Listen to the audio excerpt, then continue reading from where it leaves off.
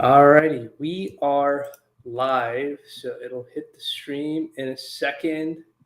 Yep. Uh, there's no formal. I don't have any formal graphics or any music for this, so whoever joins us is just going to see us No start talking. crazy intro. Oh yeah, there's nothing. We're not there yet. If we get to that point, we'll see how it goes. Yeah. But yeah, hey everybody, welcome to another episode of I don't know what this is called. Me and Raj talking about Lakers basketball. Yep. Raj, as always, welcome. Uh, this was a very good conversation that we had last time. I'm very much looking forward to the conversation that we're going to have today after a brutal loss to the Los Angeles Clippers last night, which we had uh, you know some feelings about. I certainly did, but I kept my composure last night because I didn't want to be a troll or be annoying Yeah. and stuff like that. But how before we get to that, how are you doing today? I'm good, man. It's been nice. That was like probably the least stressful loss, I feel like, for me. Yeah, Like I don't know. I didn't feel like that was too difficult to process. I think there were a lot of factors and we'll get into it. But yeah, I'm good, man. A lot of some really uneventful games today. It feels yeah. very not very enjoyable. There's a Denver Phoenix game going on with Denver just playing all their C team for the last few days. But I'm good, man. How are you doing? I am chilling. Sound like a dork when I say it the way I'm chilling, but no, I mean I'm just good. I'm not. I'm like you. I don't think I'm like very upset about the whole loss from Yeah. last night. Probably because we came out flat from like the jump, so there was like no like like it wasn't like a close game that we ended up losing. It was just straight up we just lost the game. The Yeah. game, so it was just like whatever. But losing the game was definitely annoying because if we had won that game, then we control our destiny, and the all the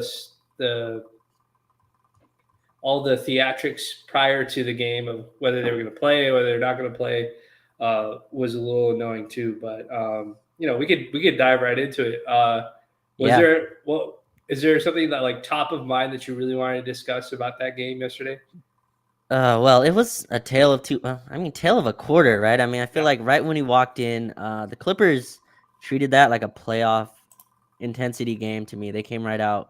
Russ, of course, Russ's jumper never looked better. I mean, it looked like the most purest yeah, Klay Thompson jump shot. I mean, just absolutely pure. The yeah, first shot, I could tell right away. He came off the screen, off the dribble, clean into his three, and it just swished. I was like, oh, this is gonna be a long night. And then he hit yeah, like 2 threes in a row, little pull up over LeBron, but then it was 15-3. I mean, like yeah. you start 15-3, and I feel like we were playing catch up the whole time, and then really Norm Powell and them got us. But I thought that was the first like a lot of these guys aren't really playoff tested, right? And I Mhm. thought like that was one of the. I think Minnesota game was kind of like this. The Clippers are another tier of team, especially with Kawhi going. So, yeah, I thought that was interesting that like seeing in a playoff type environment.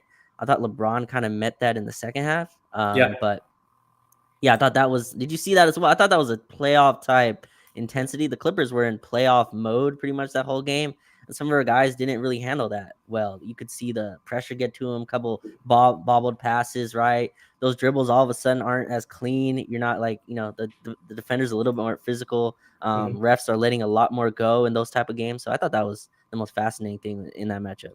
Yeah, I thought the Clippers played very purposeful basketball, Hmm. and like first and foremost, like Ty Lue saying that they weren't gonna double AD, and then like they just they doubled him like almost immediately. That's why when he did it, I was just like, there was no way that they were gonna single cover him. Like I don't know Yeah, why they would change. That's like been their standard game plan for since forever. So I was not surprised that he continued to do the same thing. Other thing I was going to say is like I thought we just came out like I thought we were doing like we would just do whatever they were allowing us to do as opposed to yeah, like running our game plan, right? And hmm, I guess like my first gripe, but well, I think you're right. It's a tale of like one quarter, literally. That second quarter, we got blasted completely. That yeah, LeBron plus bench lineup got assaulted, and that was basically the end of the game because they went up like 17 or something like that, and we were hmm, playing catch up the whole time from that point. So that was going to be tough for sure. But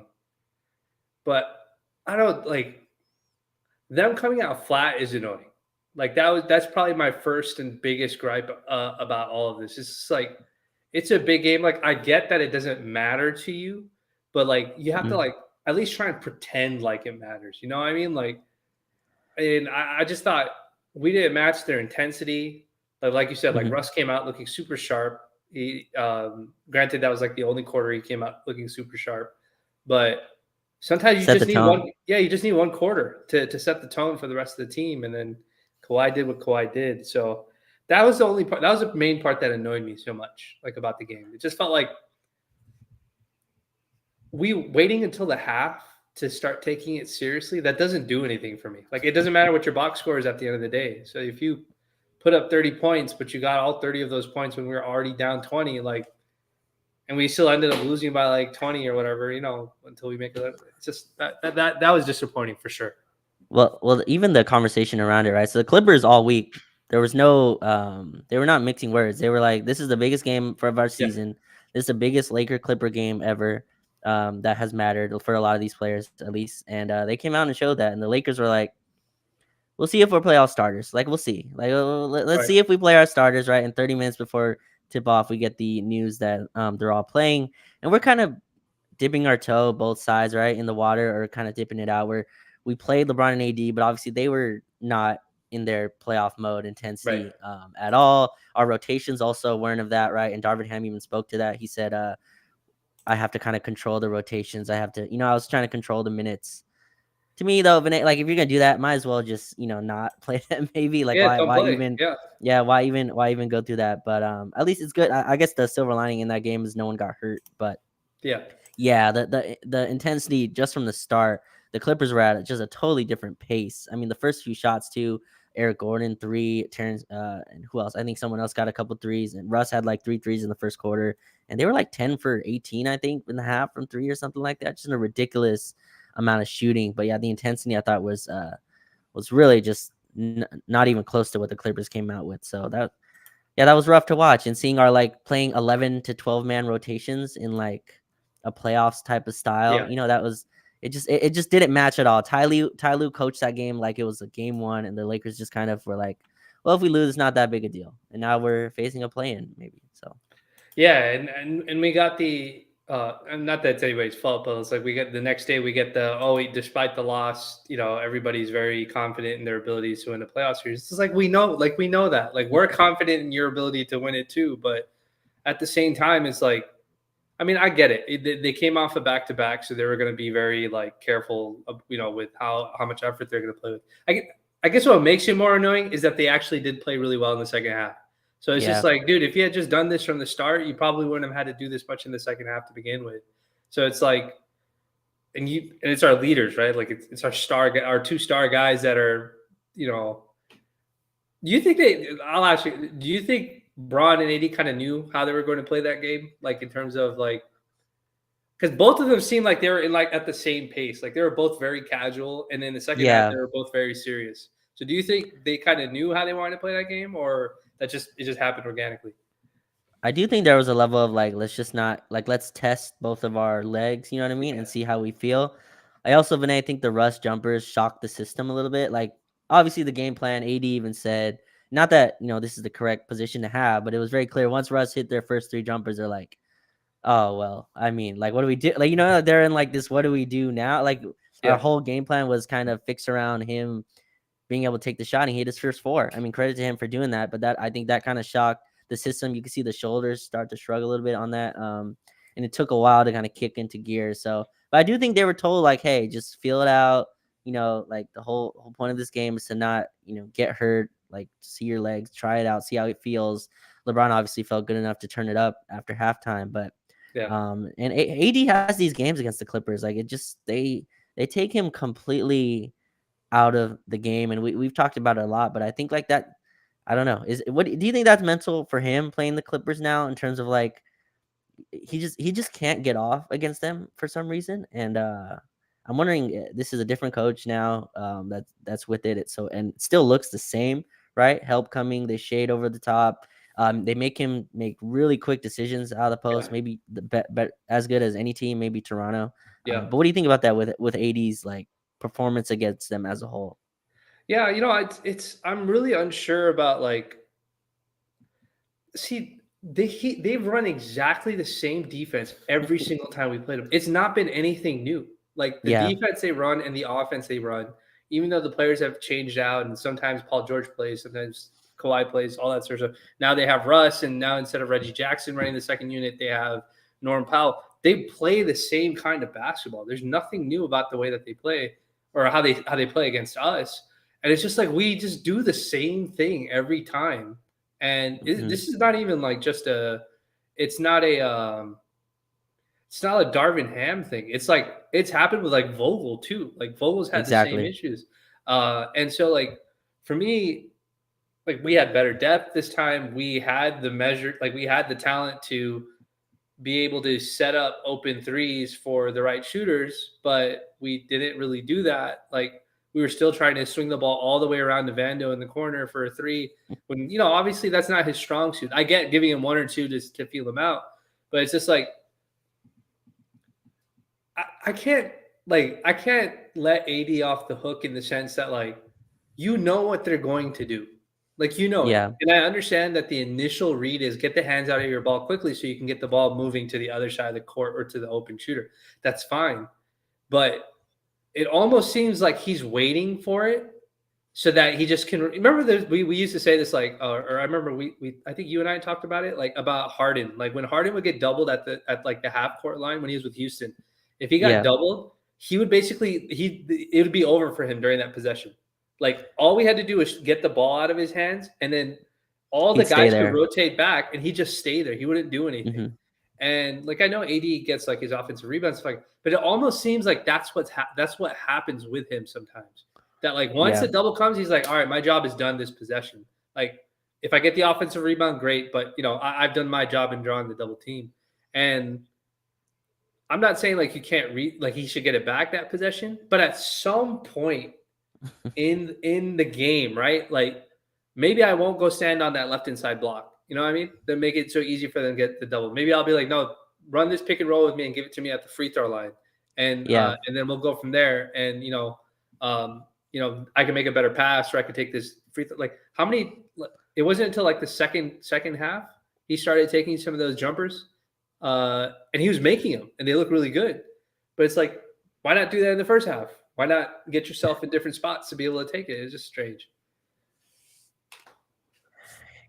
yeah. I mean, so like number one, I think Zoo is like one of the best 80 defenders out there. Like I think he just does an incredible job. Like he's like the kind of the best of both worlds. He's big, so you can't like muscle him, Right. and he's like kind of mobile as well. So he does a really good job, and they kind of flash guys to the post. And you're right, he just doesn't get. I mean, he was what 7 for 14 yesterday. You could tell his aggression just wasn't there. And I'm not Yeah. trying to be on too much. He was doing like 37 a game on the trip, but yeah, Yeah, he'd for sure. like at least one of these games to him be a little bit more aggressive and like look, the Vando threes are fine. I just in that type of game, I don't think that's where it is. Also, like when I went back and watched and I forgot some of this stuff.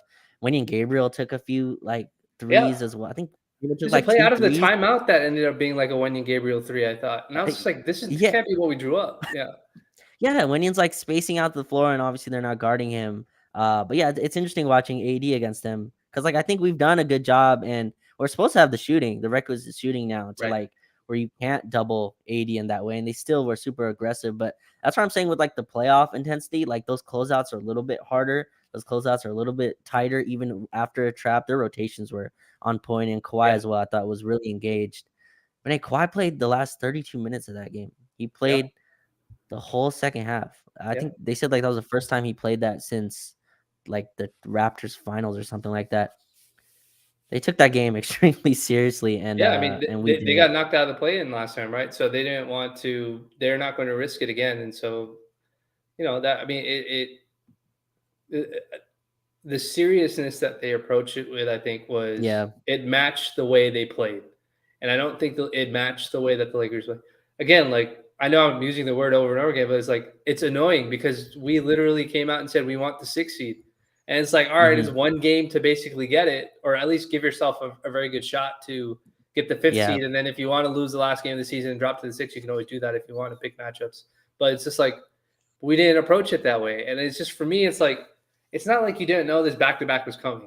You know what I mean? Like it's like you knew this back to back was coming, and we'll get to it towards the end. But it's like the way that the injuries have been managed. Like you didn't play D'Lo against Utah, and Braun has to go extra minutes in overtime, and then D'Lo's magically okay to play the very next game. 1 day later, the difference between D'Lo being able to play was 1 day. So it's just like, Yeah. but we'll Also, I get to mean, that. Yeah, yeah. Go ahead, go ahead. Sorry. well, I'll say also AD not playing the Houston game right a couple of weeks ago. I mean, Yeah, like that yeah, that probably like maybe you're in a better spot, but yeah, who knows? But yeah, like just with how the Clippers defend him, they show a guy right. So every time he catches the ball, he sees two guys right, and also like so his only pass is the pass out to the post entry right. Like hmm so they cut off his weak side looks, and AD's not a great weak side like skip yeah, passer anyway, but they shut all that off. So what a lot of times what happens is they'll give the ball to AD in the post, and he'll just give it right back to the guy that passed to him. And usually that's LeBron, or last time it was like Dennis, or sometimes it's Austin and D'Lo. These yeah, aren't like quick release dudes. They're trying to give it right back to him, right? They're like, all right, well, I mean, like we didn't do anything. This double didn't create any advantage for me, so yeah, let me give it back to you. And then the shot clock's like at 5. His only real so that like I remember he had a few like mid range pull ups. I think the yeah, Clippers live with that. The ones over Zoo, the ones over Plumlee. So that's like yeah, two. That was 2 of his 7. Another of his baskets was off offensive rebound really early in the game. So he got like 3 or 4 baskets really. But my thing, Vinay, is like he didn't put his stamp on the game. Like that right. was my like biggest issue. I think LeBron second half put his stamp on the game. I think he came out aggressive. We cut the lead to like 8.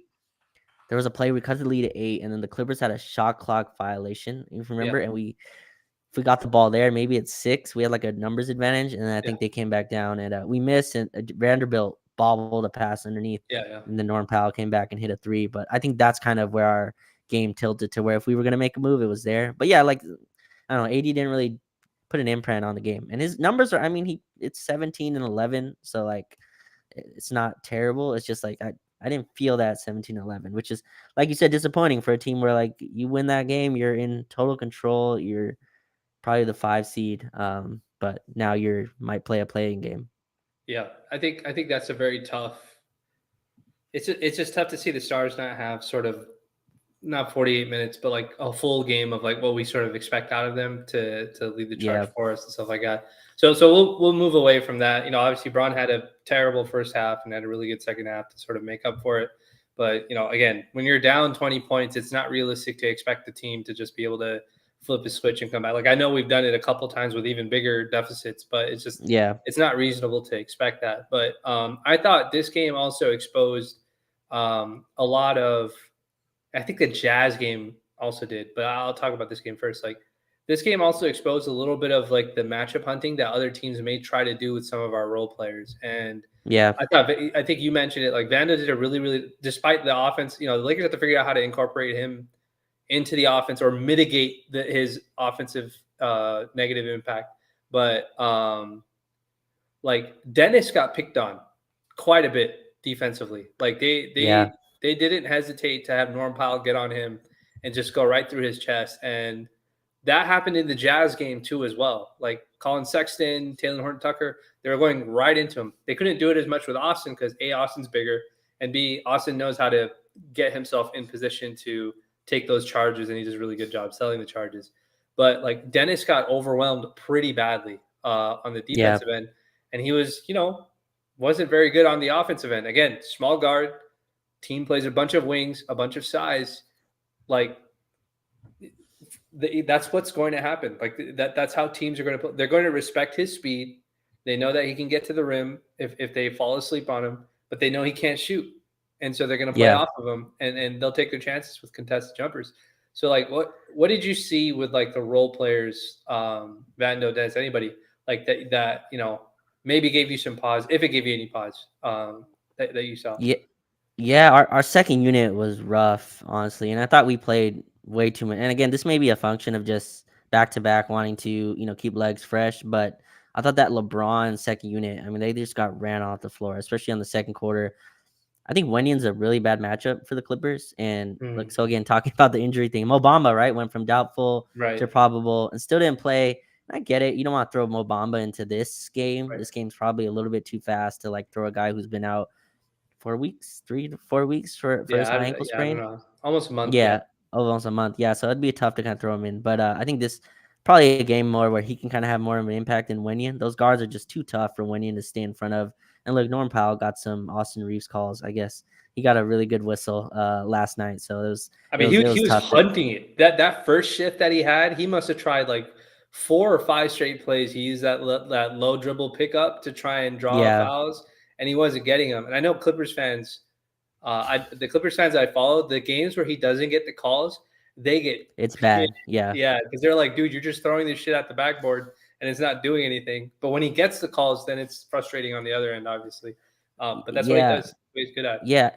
Yeah. When Dennis checked in, I was like, who's he gonna guard? You know what I Yeah, mean? Because there was like no one that's like even close to his size, or who's like a guy you can just punish by picking up full court, right? Like that, like that's what he likes to do, pick up full court. It was great for like Mike Conley and stuff like that. But like the Clippers don't really have anyone like that. Like you're not gonna do that to Russ, I guess. So right. like Russ would go blow right through him. So I was a little bit worried about that, and that kind of matched the minutes. I mean, he only played 13 minutes. He was 1 for 6. The refs really didn't go for much of his grifting. Like they were having none of it, and I think that's kind of the playoffs are gonna look like that. Like Yeah. I don't think guards like that are gonna get those type of calls that you get maybe in the regular season. So it'd be interesting. But yeah, him, and then I thought Troy Brown really struggled staying in front. The one player that continues to shine to me is Beasley, right? Because we're Yeah. obviously trying to get him to be a part of this. Just the defense is so debilitating from Malik Beasley. Like I'm really worried about like who he can guard.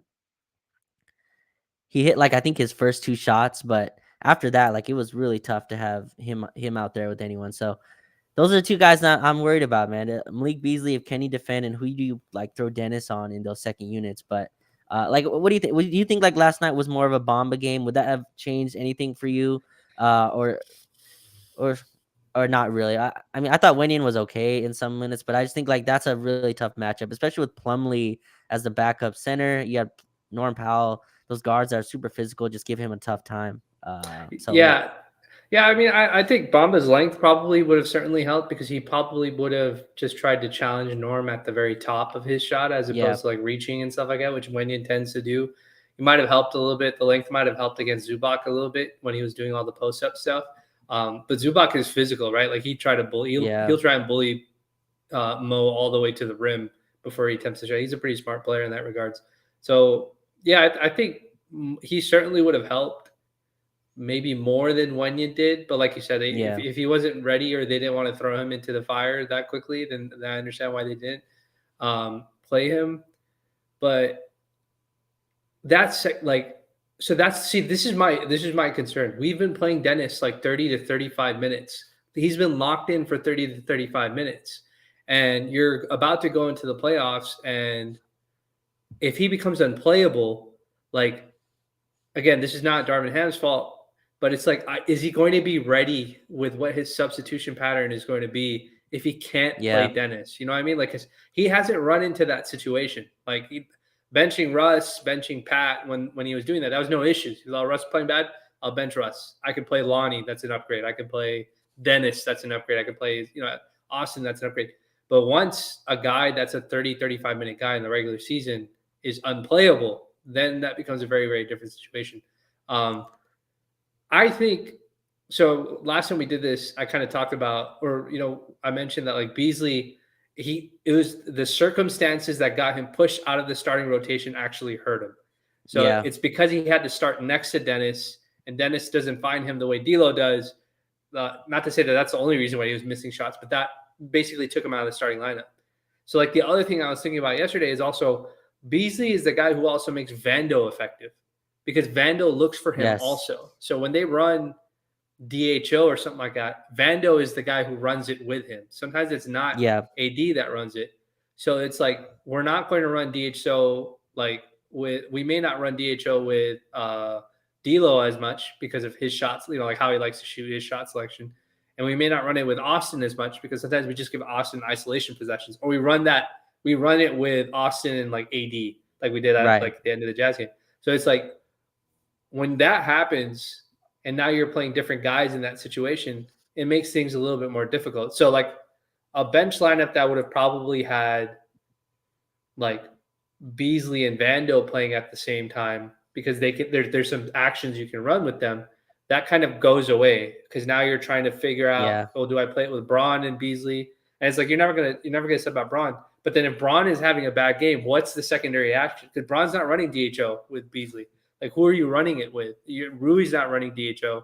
Like he Right. may, like he can, but I don't know if he is or if the Lakers are ready to run that kind of stuff. So it's just I think if Beasley was in the starting lineup, that would be helpful because, and people won't like it, but it would be for Austin. Not because Austin's Right. not good enough to be in the starting lineup, but because Austin is a better pair with Dennis because they alternate possessions. So when Dennis goes into the game and Dennis is playing poorly because he can't, the defense, the refs aren't letting him grift, he's not doing well. Then what the Lakers were doing when Beasley was starting was they give it to Austin and they said, Yeah. Dennis, go play defense, and Austin will take over the possessions. But now you have Beasley next to him, and that's not going to work. And so I don't see. I don't know how if Darvin. I don't know if the coach has the audacity. That's the nicest words that I can think. If he has the audacity to go back to what was working initially when we first made the trade, because that starting lineup of D'Lo, small Beasley. sample size, 40 possessions, D'Lo, Beasley, Vando, AD, Braun. That was like a plus 26. It was a really, really good lineup. It was good. But now we have guys shuffled around in different ways. I'm just worried that what we saw with Dennis is not going to be an anomaly.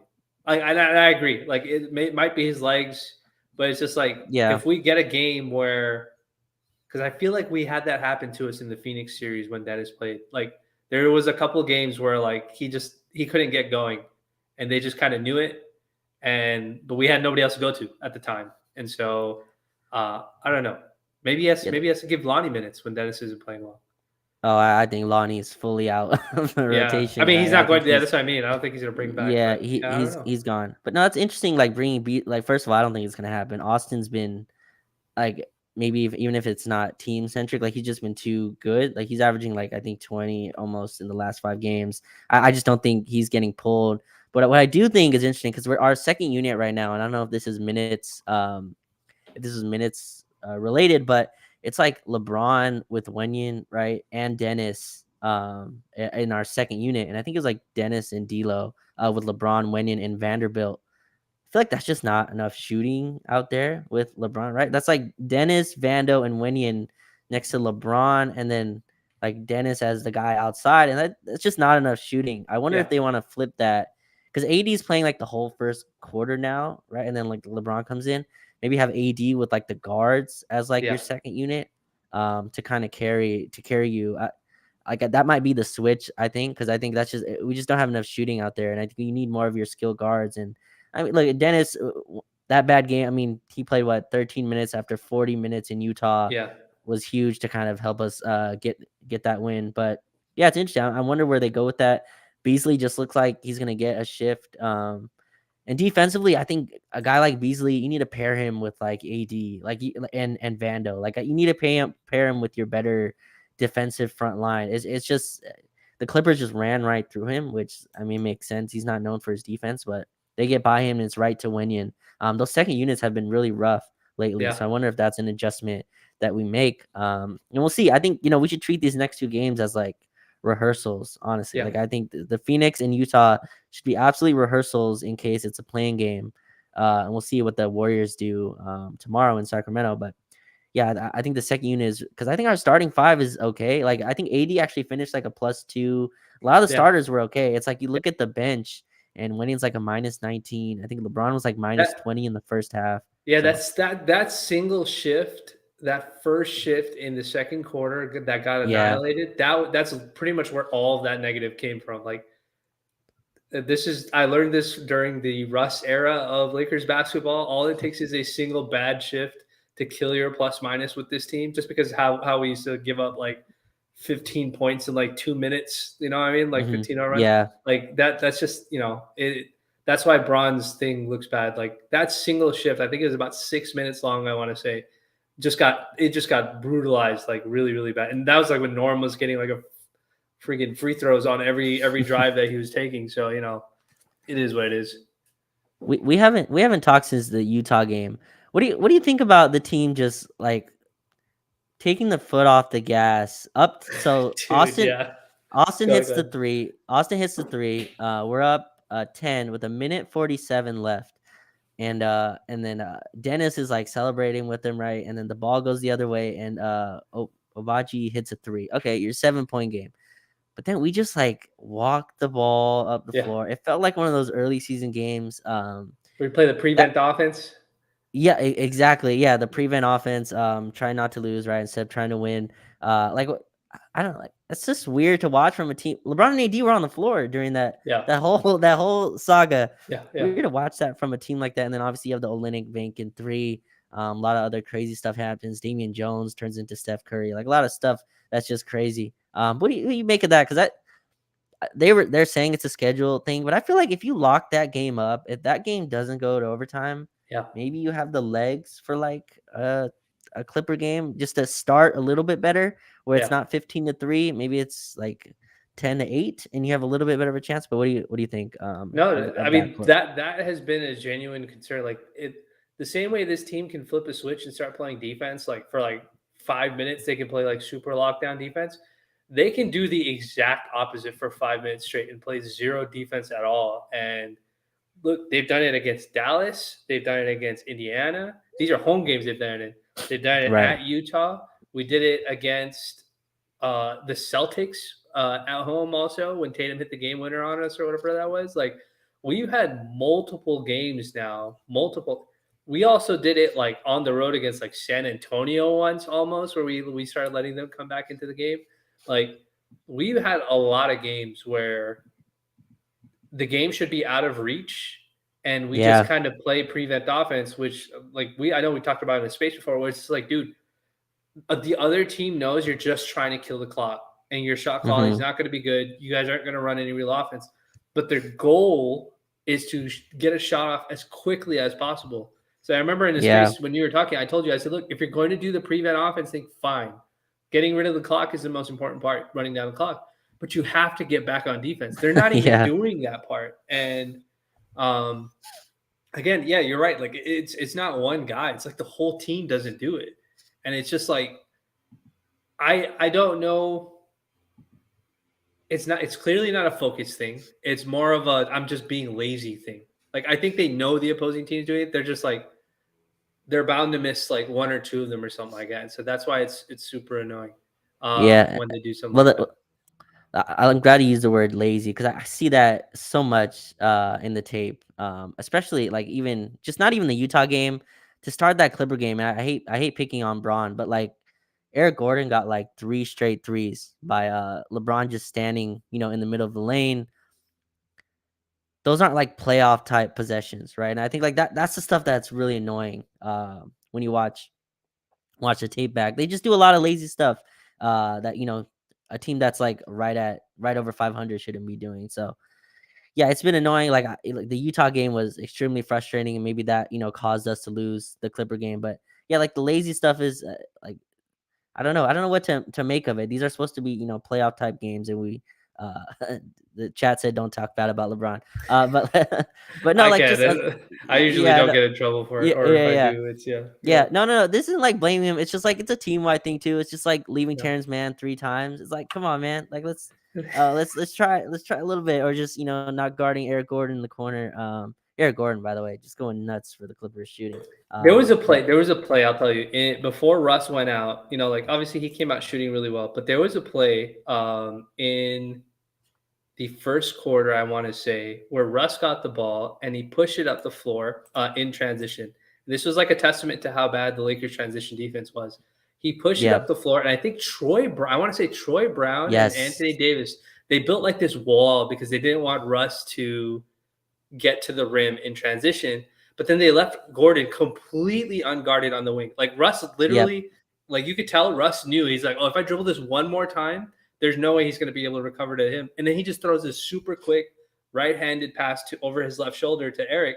and Gordon drains the three. And when I saw that, I was just like, if your game plan is to let Russ shoot, why are you pressing this play all the way at? Why are you pressing him at the 3-point line?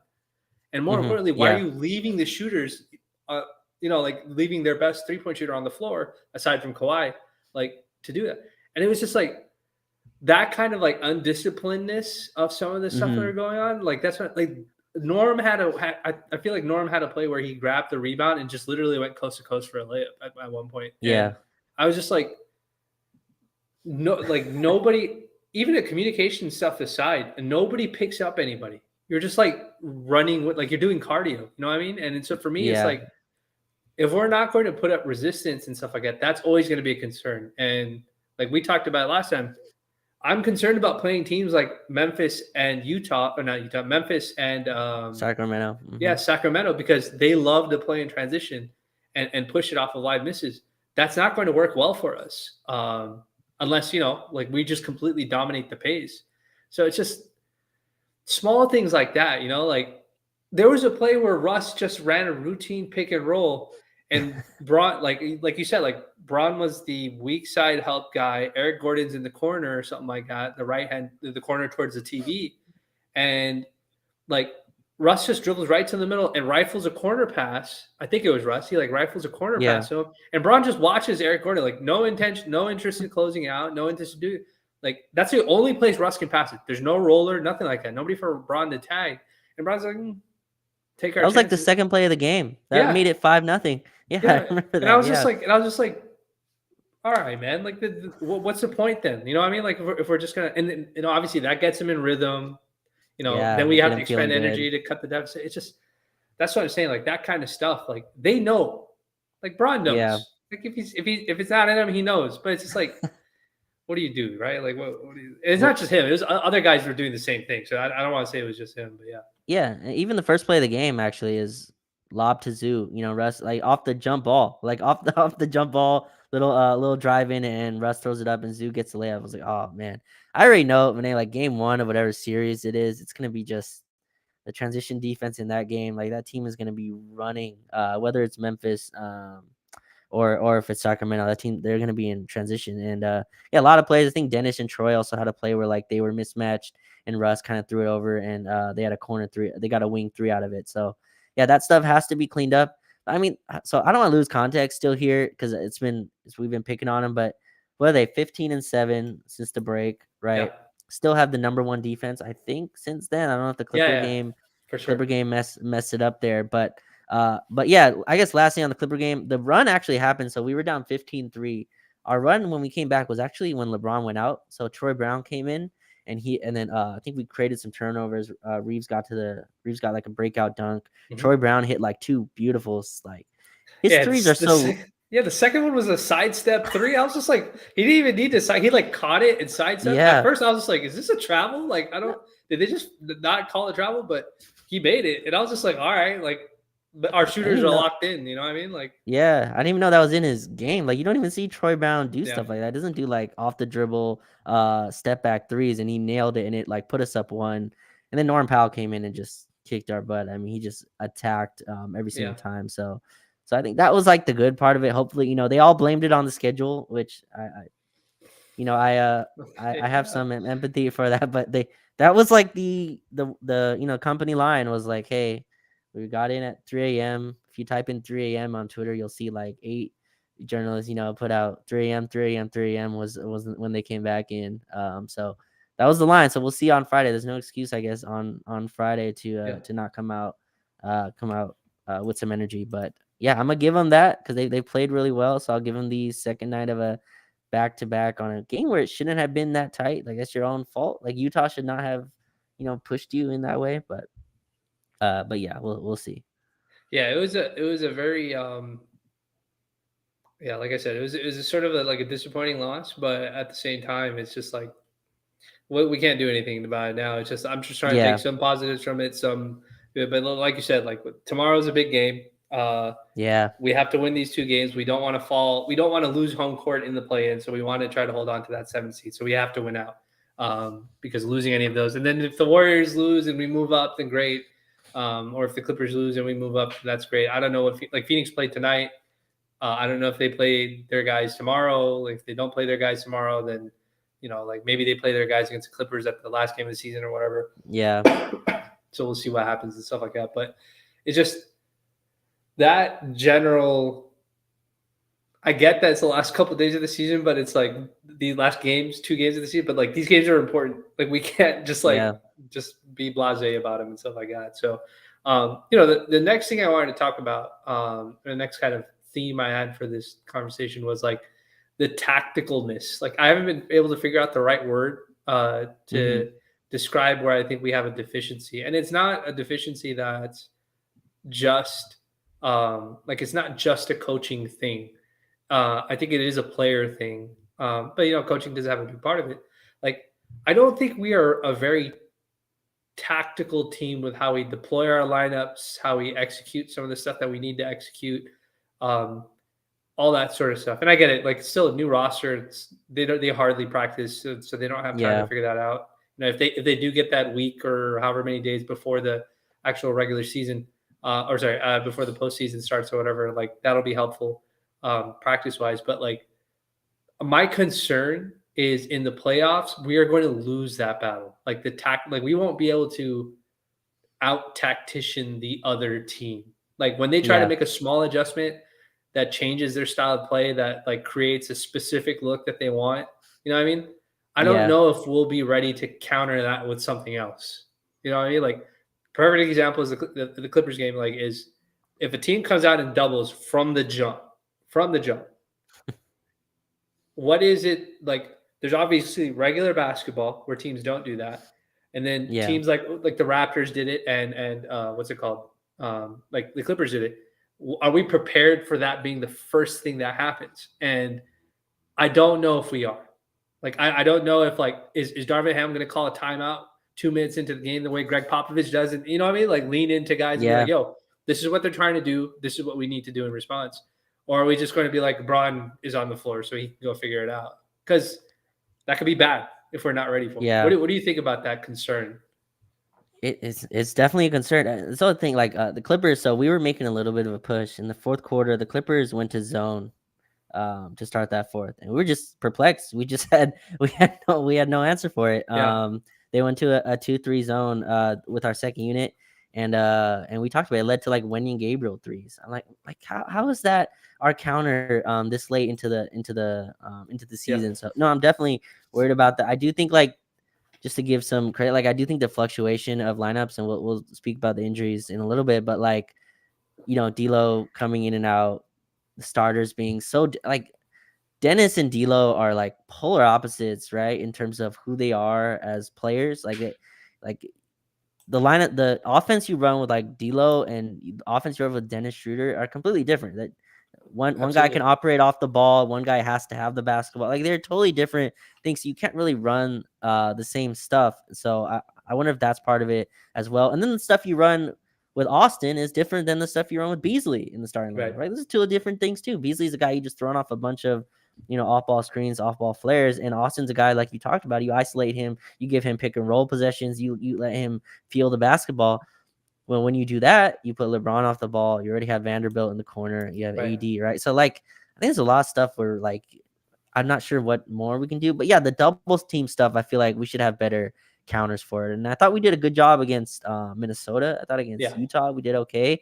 Like LeBron was cutting hard off of that. We were setting like screens off ball, but yeah, I just like first time head coach. I don't know. So if it's a first round matchup between Ham and like who's the Kings, Mike Brown, Mike Brown. it's Yeah. a huge like head coach experience kind of Yeah. Disparity. factor, Yeah.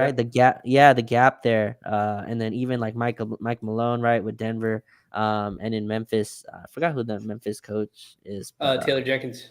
Taylor Jenkins, yes, who's been at the helm there for a little while. So I don't think we'll have a tactical advantage in that way. But yeah, he's gonna have to make quick decisions. I think the first thing that I'm gonna look at though is can he cut the rotation, Renee? I think 10-11 is too high for games you need to win, right? I think it's tough to play that many guys. So I'm gonna look for that. But yeah, you're right. I think the tactical stuff we'll see if you can kind of match that. But what are you kind of looking for in that? I guess to hone in a little deeper into the detail. Like what's some stuff I guess you think you would like to see that I guess you're not seeing as much right now? Yeah. So I think one of the things for sure I'd like to see is for the entry passer to AD to be a guy who's going Yeah. to just shoot the ball when he gets doubled, because it's always the entry passer's guy that's going to go double. I don't want Yes. it to be, honestly, I don't want it to be Braun, and I don't want it to be Dennis. It sounds crazy to say that about Braun, but like Braun's three ball has been very suspect all season. Like it's not going. Like he has games where he looks phenomenal from three, and then I think he's had a couple stretches. Like I think after one of his injuries, where he had like a 5-game stretch where he was just making a whole bunch of threes or something like that. But like his three ball doesn't look good at all, No.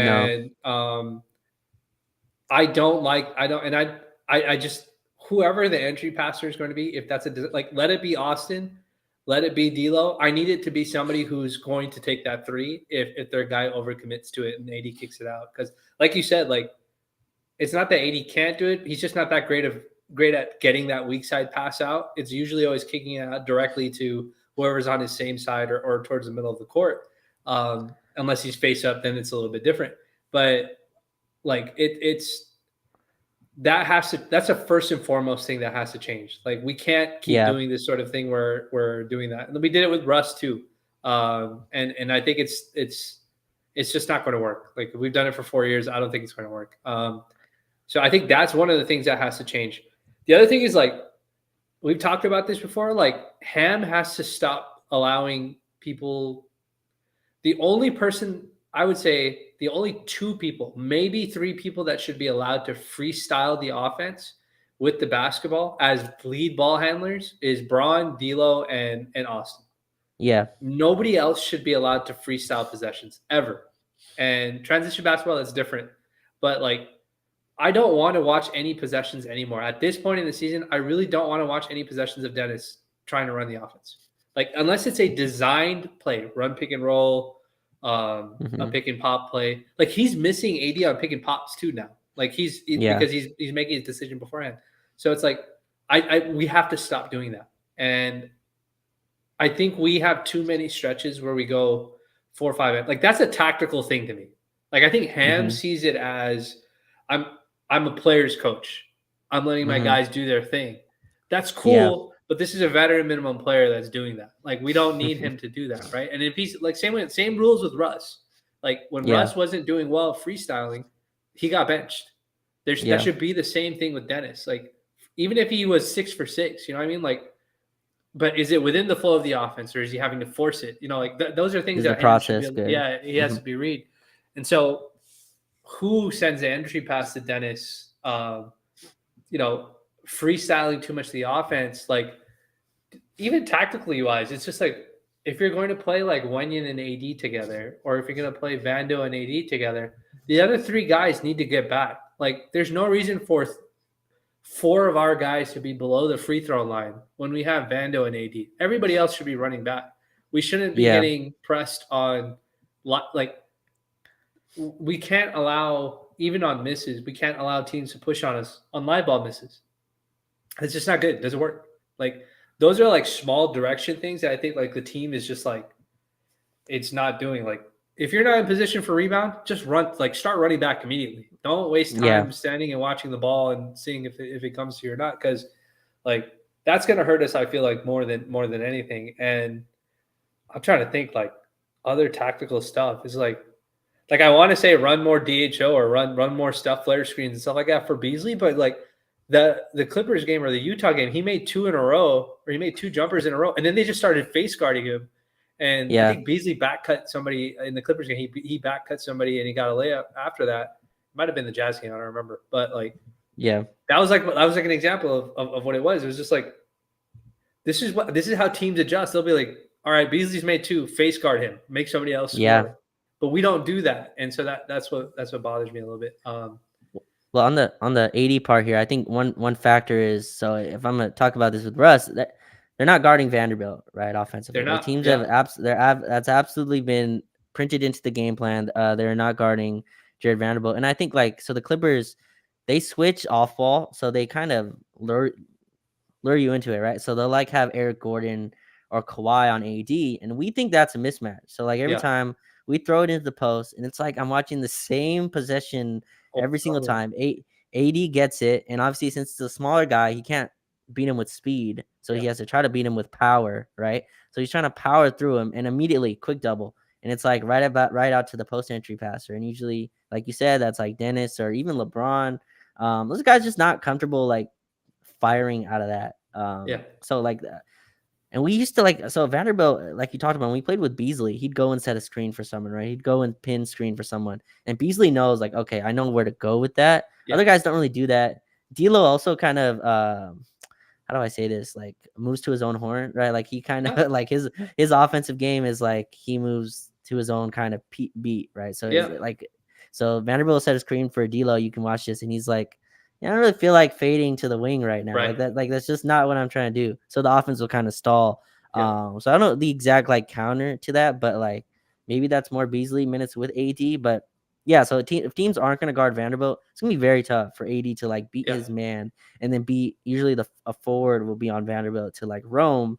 That's really tough. Guys are gonna have to hit shots through that. AD's gonna have to put up more jumpers. I think he just ebbs and flows with his confidence on his jump shots. Like this a game like last night where he hit 2 in a row, it should be like, let me get the ball back in the top of the key. You can't what they do with Joel Embiid, but we don't do that. We try to put it in the low block next to he goes against a Kawhi, Eric Gordon. Those dudes have really low center of gravity. You're not going to be able to push them through, and you're obviously not going to beat them with the quickness. So, yeah, those are things like I hope we get to. I think like if you were just playing this out to like a first round matchup, I don't think the Kings really have anyone that can really do that with. I think they'll send 2 with Sabonis, but maybe a Harrison Barnes kind of can give you difficulty there. But those are guys that, still, I guess our whole point with this, Vinay, is like a double team shouldn't take AD out of the game, right? Like It shouldn't. It really shouldn't. You should be able to dominate in other ways. If you're a superstar, a team should not be able to throw 2 at you and then like take you out of the game completely. Right. And the Clippers have done that repeatedly every single time. And LeBron will have big nights against them when we lose by 20.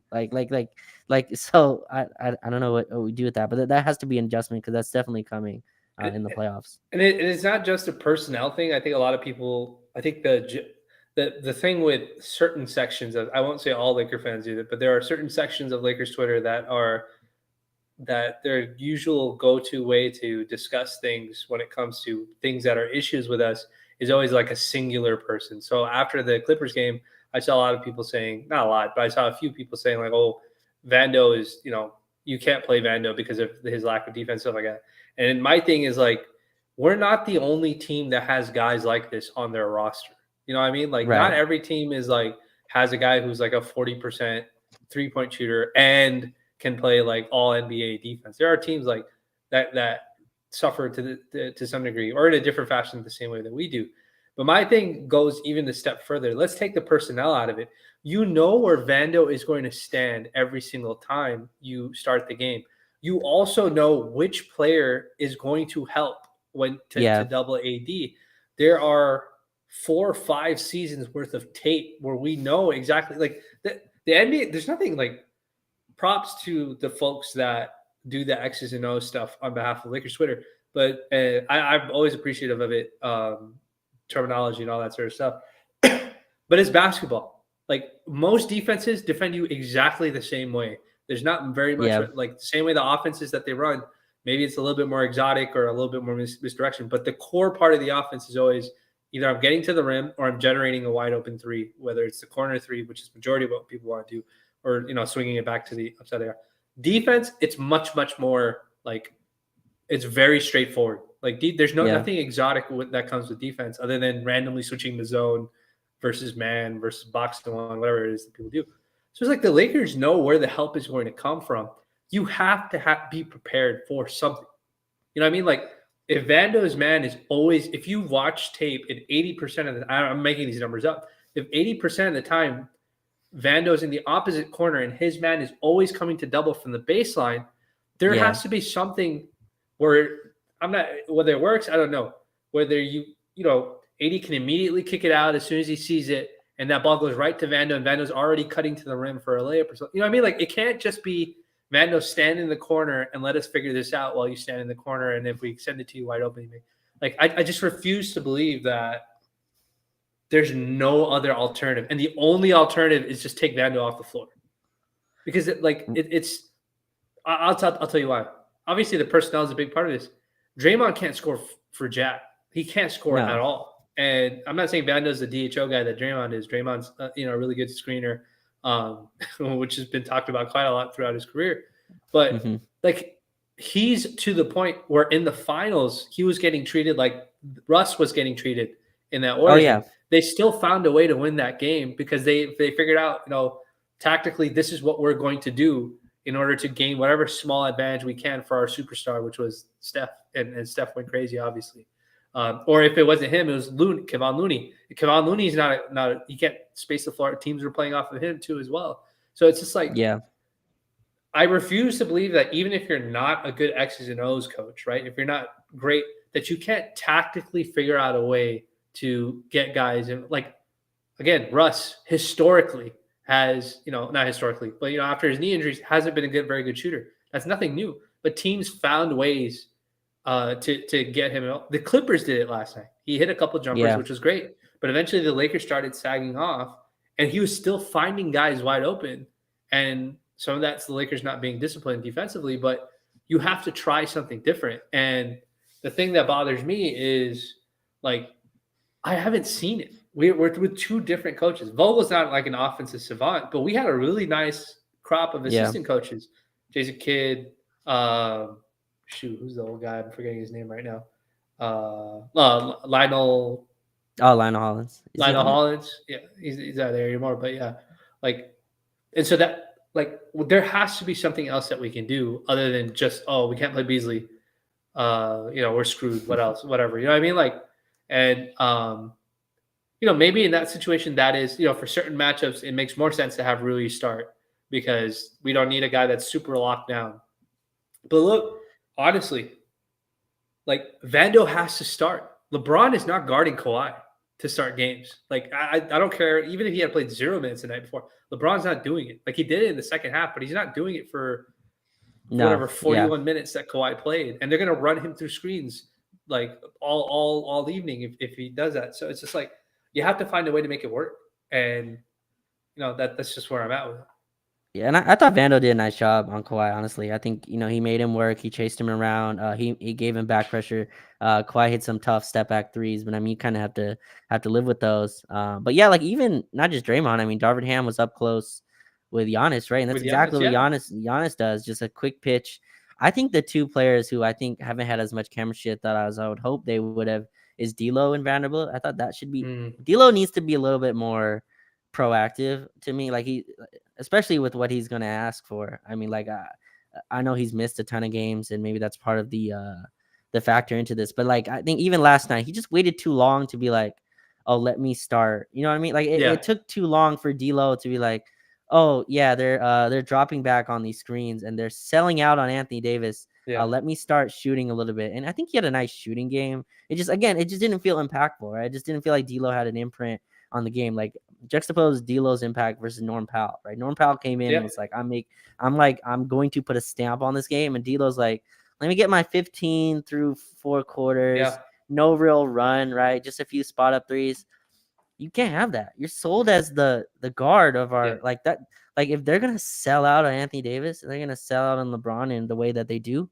D'Lo has to be aggressive, and that's where I think him and Vanderbilt. If they're not gonna guard Vanderbilt, then D'Lo should be like, okay, here's a quick pitch. I'm firing off all of these. Like I'm open. I have all the swagger to take these shots. Like I'm taking these looks, and I think that's the two. Because you need a Beasley replacement there. Austin's not gonna do that. He's just not the type of shooter. Austin's a feet set shooter, right? Which that's fine next to LeBron and AD, but D'Lo needs to be the curling pull up guy because that's the counter to that, to them sagging off. You have to make him pay. Russ has been screening honestly for the Clippers. He goes and sets little screens, and Eric Gordon's getting looks out of that. D'Lo needs to work that with Vanderbilt somehow. That needs to be an operative part of what we do. It can't be AD post ups or even the ball screen stuff with them playing off of Vanderbilt. It's too tight. It's the same issues we talked about when Russ was here. If they have someone that they can play off of, it really takes you out. So you need a jump shooter to kind of keep the integrity of your offense there. Yeah, and I think the other thing, I guess like the positive that you could take out of this is, if you want to call it a positive, or just like one of those things that you keep in your notebook, like your tactician notebook, is like teams are very, very clear that in their strategy that if we could take AD out of the game with double teams, that we can really neuter like obviously taking the star player out, that should be common sense. If you can take one star player out, that you can neuter them. But it's like that should be like a huge tell to like even the Lakers that like, hey, teams are actively trying to remove his ability to even be involved in the offense. Forget him shooting the ball or being on the floor. They don't want Yeah. him doing anything with the ball. So if they don't want him doing anything with the ball, then like you have to find ways to mitigate that. That if it's within the you run your offense early. You don't wait till 10 seconds are left on the clock to get that entry pass to AD. You get it to them at 18 seconds. Make them do the double. Make them start scrambling early. And then maybe by the time the ball gets back to him, maybe there is 8 seconds left, which is enough time for AD to still finish off the possession and avoid the double team because these guys have been running around all over the place. So like I've seen Philly do that before. I've seen them give it to Joel. Joel gives it up immediately. They swing it around and somehow makes its way back to Joel, and he still gets his ISO at the end of the possession. So it's just like it's not happens to Giannis. I'm sure it happens with other guys too as well. Like it's not a foreign concept. But again, like we have to be the ones that are prepared for that sort of thing. And so like it's the D'Lo thing is interesting because I thought this Clippers game, considering that he didn't play the Jazz game, I didn't want to have the expectation because I didn't want to be like, oh, he should be the guy that steps up and stuff like that. But like a part of me was like, if we win this game, it's going to be because he probably had like a really extraordinary shooting night or just like an extraordinary offensive night. And when we started off the game and he wasn't like the one that was just like firing off, like when AD was getting doubled, like he wasn't the guy firing off all the threes and stuff like that. That's when I was just like, okay, like maybe a part of him was like trying to acquiesce like LeBron, you know what I mean? Like it just be like, okay, I don't want to step on the toes of my the two lead guys here. But at the same time, I was like, okay, but you guys are in the same locker room, right? Like you should have. LeBron was terrible though in the first like, half. You know what I mean? Like you should have a feel for like, all right, LeBron doesn't have it going right now. Yeah, AD's getting doubled. Let me go do it. And so like, I'm not negotiation stuff aside. Like that was also disappointing to me. It was just like, I'm not saying you got to be like gangbusters, but I need something. I need to be able to be like, okay, when they double AD, D'Lo, no matter what, he's gonna fire off this three. He's gonna make you have to come and guard him. You can't just easily go do it. It just never happened. And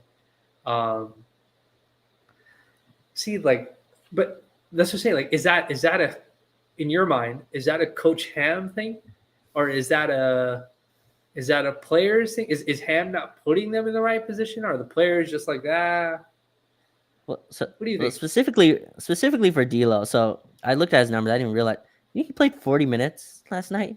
Wow, played 40 minutes. Yeah, he put up 13 shots in 40 minutes, and he also had 7 assists. But that's just not enough for the way that they were defending him. And yeah, like it was obviously 40 minutes after he wasn't good to go the night before, right? So it's interesting watching the minute allocation. But 40 minutes for him and 13 shots, again 15 points, 7 assists, just not enough the way that they were defending him.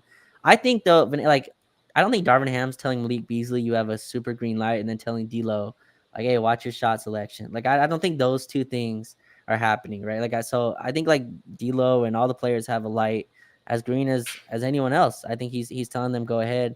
I think like on those pick and roll plays, I think that's just D'Lo deciding when and where he's aggressive with it. Right? Like some plays, there's times he'll just like if he's feeling good about himself and he's like playing up to the crowd, he'll just run in transition with no advantage and just pull up in transition for three. Yeah. That's stuff like this team needs. Like this team needs that level of jump shooting from him, and on more of a nightly basis. You can't do that 1 out of 5 games and they make $25 million a year. Like that's just not how this is gonna work. Like that's just not right. I'm not asking him to be like one of the best guards in the league, but like if you're gonna ask for the type that he's gonna ask for, and that I think he's gonna command anyway. I think like that's the stuff that we need more than once every night. Obviously, didn't play the Utah game, didn't play the second half of Houston, so really wasn't in rhythm since the Timberwolves game, which he played well in, but. Yeah, I think that's kind of where it was interesting. Like we needed more guard play, and I thought Austin was good. Honestly, like I thought he was Yeah. fine. I thought he was our most aggressive guard. Hit a bunch of threes, hit a couple threes. I thought he matched the moment physically, and I just Mhm. thought D'Lo didn't match the physicality. I thought they were up into him early, and I thought he was too passive. He was deferring to LeBron and AD in a way where I think this team at its peak is when like D'Lo's like, oh, you're gonna guard them. I'm still here. Like you have to guard. You have to Right. put two on me.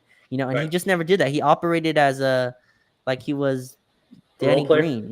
Yeah. Yeah. Like a role player. Just Like a like role he's player. like, oh, Yeah. I'll wait for the ball to come to me. Like if it's an advantage, I'll make the right swing pass. Like Right. Right. no, dude. Like put your imprint on the game. You're supposed to be D'Angelo Russell, the kid who came home. Like put your imprint on the game. So Yeah. Yeah. So that's a little bit of it's a concern of mine. Obviously he's mhm. working through the sore foot thing and stuff like that. So, um, it's something that he's working through. So I'm assuming, like every game we hear about somebody having some sort of injury. So at this point, I'm just pretty much used to hearing that come out. And not to say that they don't have injuries; they have injuries. You can tell. Um, when Braun was engaged in the second half, he looked really good. So that was also good too as Yeah, well. Again, another game where Braun kind of looks like he's getting closer to being like the Braun that he is, that we expect, kind of the transition, downhill attacking. So that's really, really good to see. Jump shot, I think because his legs were probably gone, didn't look very good. Um, I was going to say this, 80's jumper looks really nice. Like as of late, yeah, his touch on the ball has looked really, really nice. The second half of this Clippers game, and even just some of the other games that we've had along this road trip, it's looked really good. And yeah, I think that's a good sign for us because teams are always going to try to pack the paint. And like you said, Zubac plays AD pretty well, and he was hanging back. He wasn't going to challenge those jumpers, and AD drained a lot of them. So I think that's a good sign too as well to see his jumper kind of come around because if he's not making them, then that's him and Vando can't make jumpers. That becomes a bigger yeah. issue for both teams. Um, so it'll be interesting. Is there anything else tactical that you thought of like that came to your mind? What else do you have in mind? Yeah. Last thing I got, I thought it was interesting because obviously, I think both of us have been kind of singing the praises of Rui, right? Yeah. And I thought, last night the Clippers were the first team that really scouted that mid-range jump Yeah. shot. Yeah, they did. But like they were that He was contest, ready for like it. Yeah. yes, like Plumlee and all those guys were like at the tip of their jump, and I just Yeah. like, oh wow, like, Yeah. and Rui's been in the league for a few years, Yeah. but like I could tell he was like, oh, they can meet me at my elevator height, Yeah. Yeah. like he had to like double clutch some of those passed out, and I thought that was interesting. Obviously, like I think he's playing well, and I think one game against the Clippers isn't indicative, but playoff pressure, like I think like that takes an adjustment. Like it takes an adjustment to like get used to. And I thought Rui really embodied kind of like, oh, like there's gonna be a wake up for every like Mhm. D'Lo's been in the playoffs and AD and LeBron obviously are playoff tested. But some of these guys like even Austin who have super confidence in, Yeah. they're still like every player, if you listen to them talk, are like, oh yeah, playoffs are entirely different than the Yeah. regular season. And us as fans watching, we don't really get it, but go ahead. Yeah. No. I was gonna say that's gonna be like game one of whatever playoff series we play. We're gonna get blown out by like 30. And remember, like when it happened in the bubble, we kept getting blown out the first game, Oh and then yeah. all the Braun fans were like, and like Braun would usually come out like real kind of not timid, but Mhm. like very casual. And the Braun fans are like, no, that's what Braun does, and he just like he always uses the first game as a feeler. I was like, we're in the playoffs, dude. This is best of 7. We can't be giving up games for feelers. And obviously, we ended up winning the series and stuff like that, so they ended up being right. But like, I don't know if this team is a team that can just take feeler. Like we can't lose games because Oh our stars want to play feeler games and stuff like that. yeah, But yeah. I Especially when agree. Happened to Dennis, yeah, right? exactly. Yeah, and, like Dennis also has been in. I think he's been in like a few playoff games. I know he was with the playoff games at the Thunder in the bubble. Yeah. So I don't know what other. I think in Atlanta too, he was in a few uh, backing up someone over there. But yeah, like I Yeah. think that like yeah, Jeff T. Wow, that's a long time ago, man. Yeah. But yeah, like I think seeing Rui go through that was interesting because he's a big physical dude. It's not like he sometimes doesn't play to his physicality, but I just thought seeing him having a double clutch his jumper, which usually one is hard to get to. Like he's so big, he's at like 250 pounds, he's already jumping, he's fading away. and they like had that scouted, Yeah, that was like, oh, the Clippers are number one locked in, and number two, locked like in. that's a playoff moment for him where it's like, oh shoot, like, and you saw, I think that kind of, you saw him really be taken out of the game after that. Like he had not taken out in terms of Darvin Ham subbing him, just his like whole aggression level. Yeah, I thought changed. I thought that's super interesting. I'm interested what other players kind of have with that, but I think that's an adjustment that the players are gonna have to kind of go through. Even Darvin Ham, I think, is gonna have to go through, like going yeah. against playoff level. Obviously, be on the sidelines for Coach Bud, who's another non-adjustment coach, right? Another Mhm. guy who really sticks to his guns, even if they stop shooting. So it's interesting. But I thought that was interesting with Rui, seeing him have to adjust to his jump shot, and that just being like an embodiment for like, oh, like this is gonna be something I think they're gonna have to go through. Yeah, it's going to be interesting to see. I agree with you. I think a couple of these guys are going to have some. I don't think it's going to affect guys like Austin and Beasley and Yeah, Troy as much because those guys are just like they kind of just play like I'm just going to shoot this. You know what I mean? Like they just kind of, they play like like yeah, they know that their house money. It's just house money for them for whatever reason. But yeah, I think for guys like guys like Dennis who gets a lot of minutes, D'Lo who gets a lot of minutes. Like these are very important roles that we are going to need stuff like I don't see Vando having issues. You know what I mean? Like being a good defensive hmm, player in the play. I don't think that'll be an issue. yeah. But for some of the guys that we may lean on offensively, that may end up becoming an issue and stuff like that. So, um, yeah, I think tactically, I can't really think of much else. My concern is still there. Like I don't think Ham knows what lineup combinations he wants to run. I think he's still playing it by ear, and that's a little concerning for me because I don't That's think you tough. can do that Yeah. in the playoffs. And so, and like I get it, he's a rookie head coach, so and he's got brand new guys, and they're not consistent. Sometimes they can be inconsistent with their performance, but it's like okay, like I like right now I don't know outside of LeBron, Austin, Vando, D'Lo, and AD. I don't know what the rest of what the minute distribution is going to be for the rest of the guys. Like I would say Dennis is probably going to get 30 minutes, but like now with Dennis kind of not looking so good, like I don't know. Like Ham seems like he'll just give him only 10 minutes, and hopefully whoever he plays instead of him plays better than him, so then he can give him the rest of the minutes. I'm not saying this scenario is going to happen. This is Yeah, what I'm envisioning. yeah.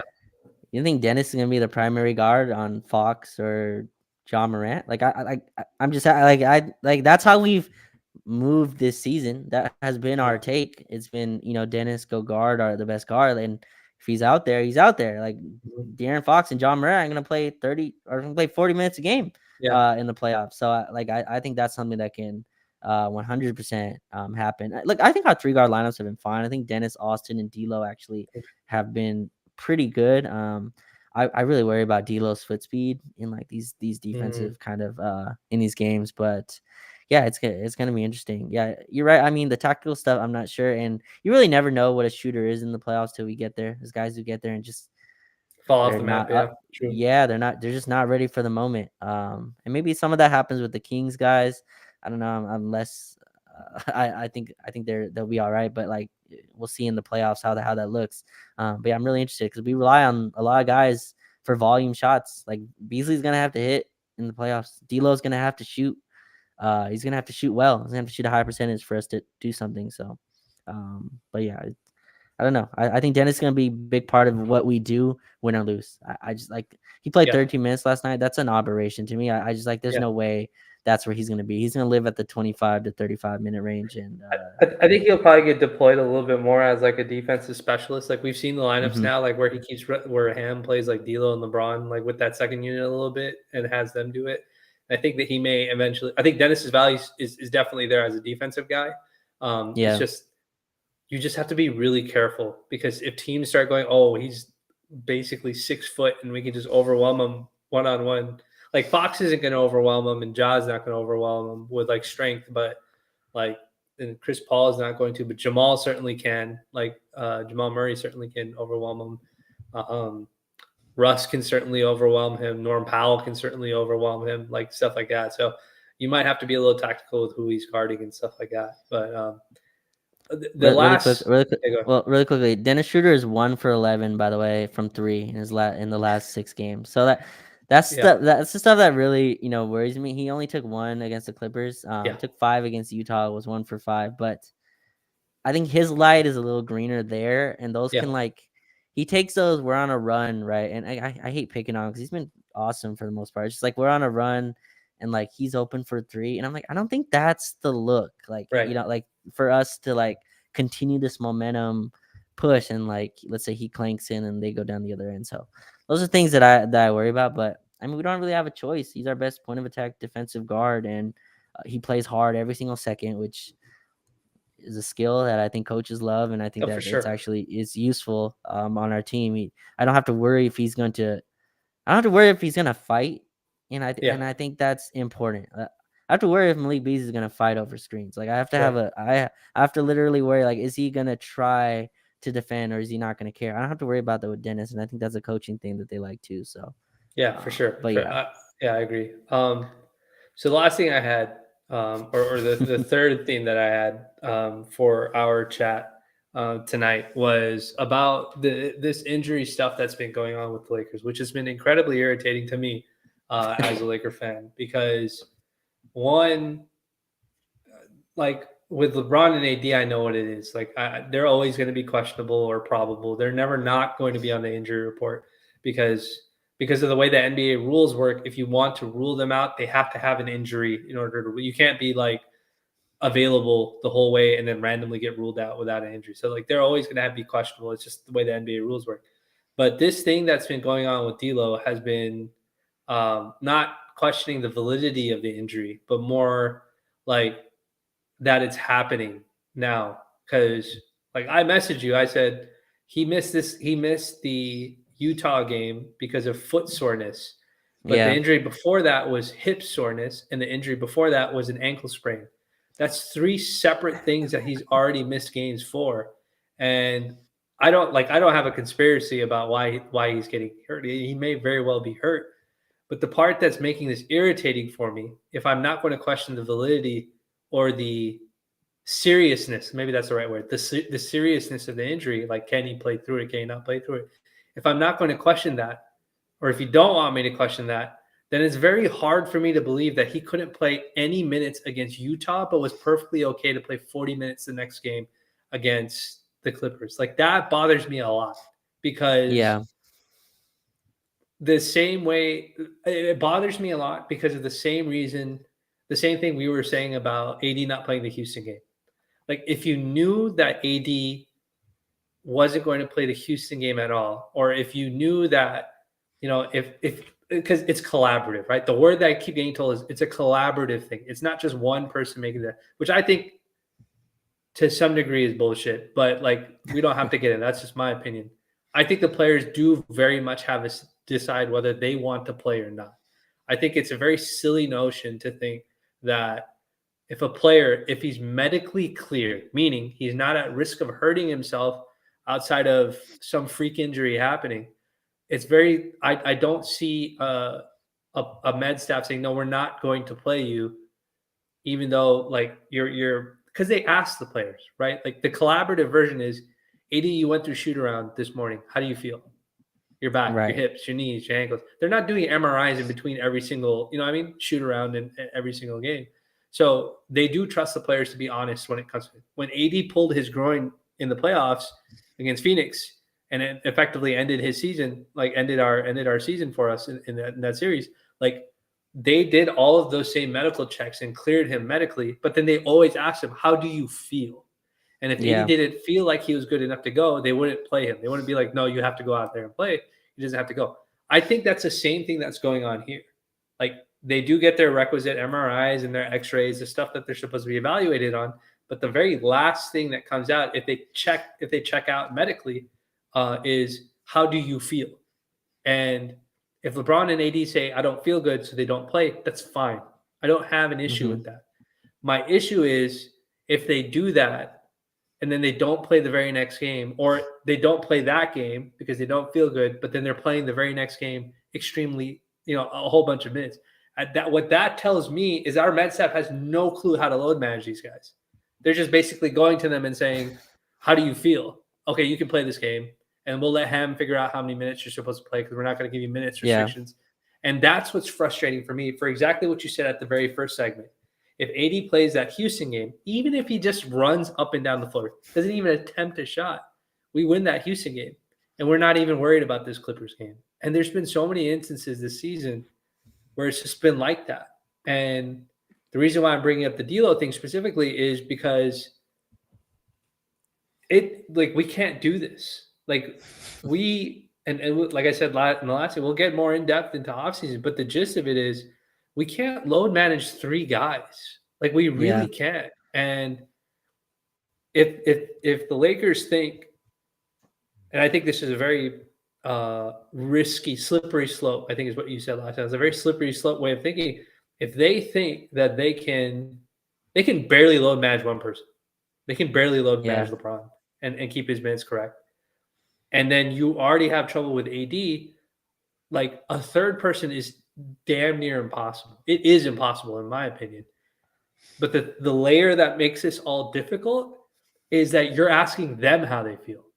So what happens on the day? What happens when both AD, LeBron, and D'Lo one day are like, yeah, we just don't feel like playing. So we're not going to have any of our 3 guys available. Like, you get what I mean? Like that's annoying. And the last part about it is like, don't insult my intelligence as a fan, man. Like, don't, you know what I mean? Like, don't be like, yeah, D'Lo doesn't feel good enough to play against Utah, but he's going to play 40 minutes tomorrow. Like, okay, how about give me just, give me 20 minutes in each game. Maybe that's a little bit more helpful. Or give me 10 minutes here and 30 minutes there. I know it doesn't work that way. That's how minute allocations Right. work. Yeah. But it's just we have to be smarter about stuff like that. Like when it comes to stuff like that, it's just frustrating to me. Yeah, I think the main part, again, like I said, slippery slope. I don't think either of us are questioning the injury. It's just like the transparency, right? It's so after every game, Darvin Ham comes up and calls, and if you ask him, he's gonna say, "Oh yeah, these were they're just preventative. Like we were just being careful. If D'Lo wanted to, he could have finished the Houston game. Like, Right. all right, well, I mean, we're up 10, only 10 against a Houston team that just beat us a couple weeks ago. This is a very important game. We're in a playoff hunt. We don't really have room for this type of stuff. But if he's hurt, like say that. Say like, look, D'Lo could not go. Like he could not continue. Right. So we had to pull him out. I think as fans we can accept, okay, not playing. Again, these game time decision stuff is the part where it's like it's very frustrating. You'll see him Jovan will like video D'Lo going through a whole workout, right? And then look at D'Lo's a game time decision. I'm like, it's 6:30 and the game starts in 30 minutes. Right. Right. And so then finally, like, oh yeah, D'Lo is not good enough to go. I'm like, all right. But and then again, you asked Abraham after the game. He's like, oh yeah, if it was a playoff game, could have played. Like, well, right. So like, what are we? And then Ham did this thing at the end of this past game where he said, we're trying to manage the players and their minutes. And he says something to the degree of like, we're trying to win the game now and we're trying to be mindful of their health. It's like, dude, you played the guy 40 minutes then. You didn't accomplish either of the things then. So I don't understand how they come to this. Like, you'd be better off just saying for the entire 2023, 2024 season, I would at this point just want Darvin Ham to come out and say, at no point in the regular season are we going to play LeBron James and Anthony Davis and D'Angelo Russell more than 32 minutes in a single game at any point. Even if we lose, oh well, they're never playing more than 32 minutes in a single game. That's going to be our load management. And, they may miss 5-6 games if it's not due to a direct injury or something like that. Like, just, I would rather you say that than do this thing that you guys are doing where it's like, you're trying to like tell us as fans that, like, think about what you just said. Okay. The Houston game, Darvin Ham says if it was a playoff game or if it was serious, he would have played the second half, but he didn't play against Utah, which was the very next game. Or not Utah, 2 but days later. Yeah, 2 days later. So it's just like, hold on a second. So he would have been coming back. He would have been willing to come back for Houston, but he's not okay with playing like a half against Utah. Like, how does that logic doesn't work for me? And so that's the part it's really frustrating for me as a fan. And I know people have been speculating about like, oh, is it a contract thing? Blah, blah. Whatever it is, we can't do this. Like Braun has earned that equity. AD, people like again, respect to all Laker fans, their opinions when it comes to this. But like, like I heard people say, well, you have to consider it in the moment. AD just played in overtime. You don't want him to risk another string. Yo, we have been doing everything we can for AD, and he's still like he sprained his ankle against Minnesota. Like that wasn't a fatigue injury. That just happened. Yeah, You know what I mean? yeah. Like, so it's just like at this point, these guys can get injured at any point just because of the way they play, and that's been our luck so far. So if they check out medically and the players themselves feel that they're healthy, I don't feel like a groin strain or I'm not limited, and I can see that they're not limited like that. Like I'll give them the grace to be able to decide whether they want to play or not. Just don't insult my intelligence as a fan and just be like, you know, it could have been serious. Like if it was a playoff game, we would have taken. There's 2 games left in the regular season. Like, what are we doing here? Like, every game is important, and so Also the difference between a play-in and like it's a week off. It's a huge yeah, difference. The difference between a play-in and getting a top 6 seed. That's a week off difference. Like that should yeah, have been the primary goal. So I know I think the part of it, and again, this isn't D'Lo's fault. Like again, last night against the Clippers, we had 4 guys as game time decisions. 4 guys. yeah, D'Lo, yeah. LeBron, AD, and Mo Our three Bamba. best players, were Yeah, game time yeah, and I decisions, think basically. I Yeah, don't remember if Mo Bamba was a game time decision or probable, but yeah, again, those 3 guys being game time decisions. And I think the tough part is like the wording from. So if you listen to like, I think I sent it to you. Like they're like, oh yeah, Austin, I think you hurt his hand. What happened? He's like, oh, you have to pull Austin's arm off to get him off the floor. It's like, wait, right. Yeah, wait, what? And then yeah. and You then you got to hear like, amputate them. Yeah, yeah, and then you hear LeBron like, yeah, I'm honestly like. I should really have surgery, but I'm playing. And then AD's like, yeah, I'm on one leg. I have a bone spur, but I'm playing. And then you go to D'Lo, the 26-year-old, start like, yeah, I'm a little sore. Let me take off a few games. This isn't D'Lo's fault. I'm not blaming him. It's just like right. the wording. I'm sure upsteps fans. They're like, wait, we're in do or die. The 2 older dudes are like playing on one leg or whatever, and then like say D'Lo's hurt. Like I'd rather hear that. Don't Right, tell me that he could play if it's a playoff game, but it's not a playoff game. But it is because we're playing LeBron and AD in a back to back. right. What like the messaging is all out of whack. So that's the part Yeah, that's been frustrating for sure. yeah. That, and then just like when they play, when they don't play, like, and then they've been doing this thing. If there is a conspiracy side to this that I think is going on, I think the Lakers are finding it very difficult for themselves to figure out the messaging behind some of this stuff. And I think that when Anthony Davis didn't play against Houston, that put a big wrench in like kind of whatever they were already doing, because Hmm. I think a lot of fans had the expectation, because it was so close to the end of the season. I think they had the expectation that like AD was going to play that Houston game. And then when AD was ruled out, I think AD got a lot of backlash for it. Oh And I yeah. think I think the franchise tried to see. I don't know if it was AD that did it because he didn't want the blame. Again, nothing wrong with it. Like I get it. I understand. Lakers fan base is we're fucking crazy, dude. Like, well, I saw a video clip yesterday of some guy arguing, a Laker fan arguing with LeBron at the Clippers game. So it's Yeah. just like I know we're crazy, you know what I mean? Like, but I the conspiracy part of me actually felt like AD realized like he was getting way too much heat for missing that Houston game, knowing that we didn't have a like Bamba was already out, so we didn't have a backup center. LeBron was already out. I think D'Lo played that game, yeah, D'Lo played. Yeah. and he was getting so much heat that he came out. I think he came out and said like, "Oh, I wanted to play, but the medical staff told me I couldn't play." Yeah.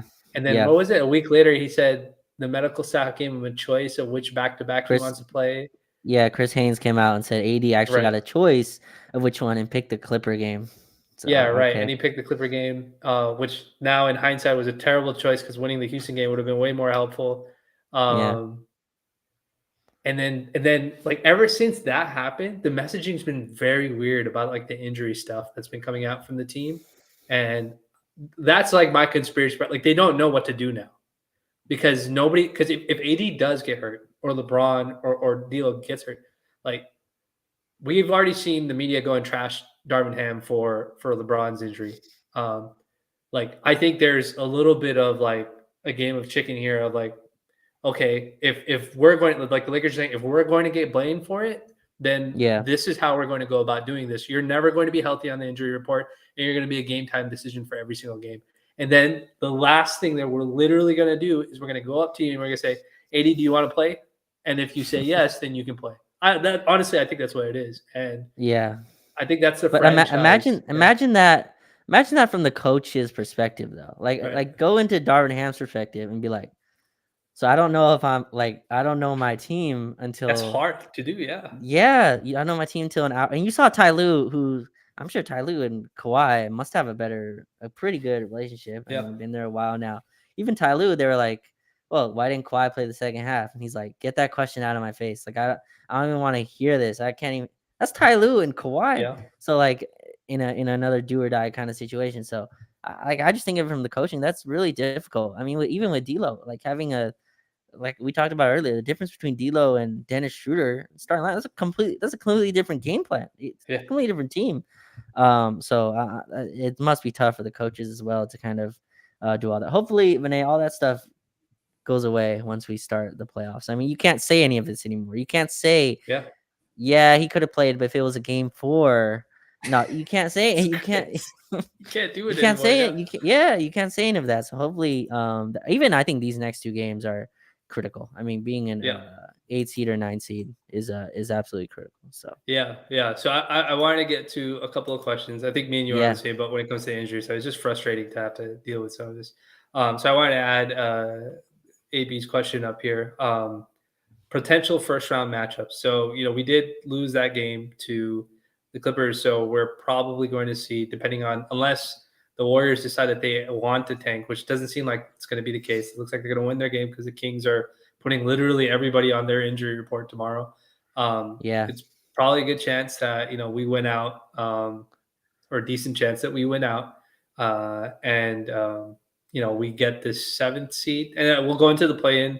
Let's assume we win our play-in game, and we get the 7th seed. We would see, I think it's what, the Kings in the first round, or do we see we Memphis? play Memphis. We see Memphis in the first round. So we're either going to see the Kings or we're going to see Memphis in the first round, depending on whether we go up to 6 or we stay at 7.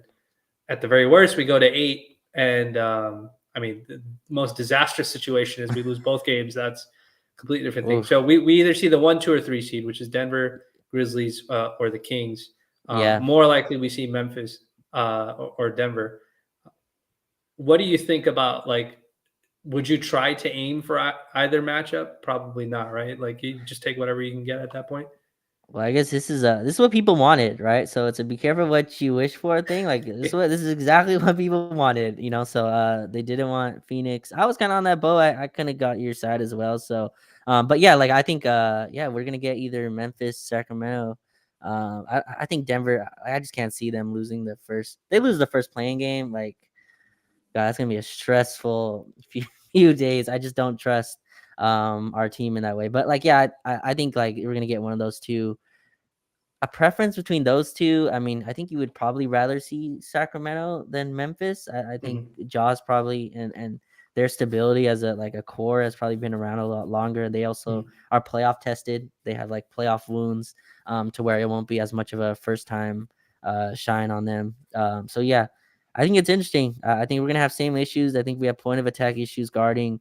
I think AD and LeBron definitely have physical advantages over Sacramento that I think we can really take advantage of. Like Sabonis and Keegan Murray, Mhm. Harrison Barnes. I get like that's just not a physical matchup. And if you can slow them down, you can make it a half court game. I think you have a shot. But what about you? What do you think about those two matchups? Yeah, so I think with the Kings, we certainly have an experience advantage over them. I will say the other thing that we do have is I don't think the Kings have a lot of backcourt depth, like or sorry, not backcourt Mm, depth behind Sabonis. If Sabonis ever ended up getting into foul trouble or something like that yeah. in a game, they'd have to really space it out, but they'd lose that size matchup very Hmm. significantly. Sacramento also strikes me as a team that doesn't double as much. They'll try and play AD straight up sometimes. Same thing with like the Grizzlies. Same thing with the Nuggets. A lot of times they'll just play them straight up. So I think like from that style of play of them not trying to remove AD from the game, like that works to the Lakers' favor. But against like Sacramento, amazing point of attack guy in Fox, career year. Ja, amazing. The Grizzlies have an edge to them. Like the Grizzlies, Oh yeah. it feels like the Grizzlies strike me as a team that they got all of their winning. They like I know that they had like a 6-7 game losing streak at some point, but they still finished the season with 50 wins. And Ja missed a whole bunch of games. They strike me as a team that's like they can't wait to get back into the playoffs because they realize they probably should have gone farther last year, but Ja got hurt. You know, that Warriors series, they look really good in that Warriors series too as well. So they don't have like a team of destiny thing about them, but I could see them being a huge pain in the ass for, you know, like not a pushover and stuff like that. So if I had to choose, I would rather get Sacramento, also because of the jokes, because I'm probably gonna change my like Twitter profile name and stuff like that, just for that series or whatever specifically. I think what you said was right. Memphis is a little more battle tested because they've been to the playoffs already before. Denver's obviously much more battle tested, but I feel like Denver, we have a lot of. I don't think they really have a guy to guard LeBron, even though he is compromised a little bit. Yeah. We already know Jokic is not a very good defender. Individually against Anthony Davis, but you know he's an extraordinary offensive player himself. But Denver strikes me as like one of those teams where it's like the Luka thing, where like they kind of go as Jokic goes, and you're never going to really neutralize Jokic, but if you can really win those minutes significantly, the non-Jokic minutes, you're probably going to win the game, which is pretty much how it happens to like Luka, the Dallas series and stuff like that. So less guys to have to like less individually talented guys on Denver that you have to scout. Kings just a team full of shooters. You just got to guard your shooters. You got to get up and down the floor. Memphis has like some better skill guys. Like Tyus Jones is really good. Ja is really good. Jaren Jackson Jr. is really good. Desmond Bane is really good. The thing that worries me about the Grizzlies is they don't like Braun. The Grizzlies don't like. Remember what happened earlier this year with the whole Shannon Sharp thing and everything.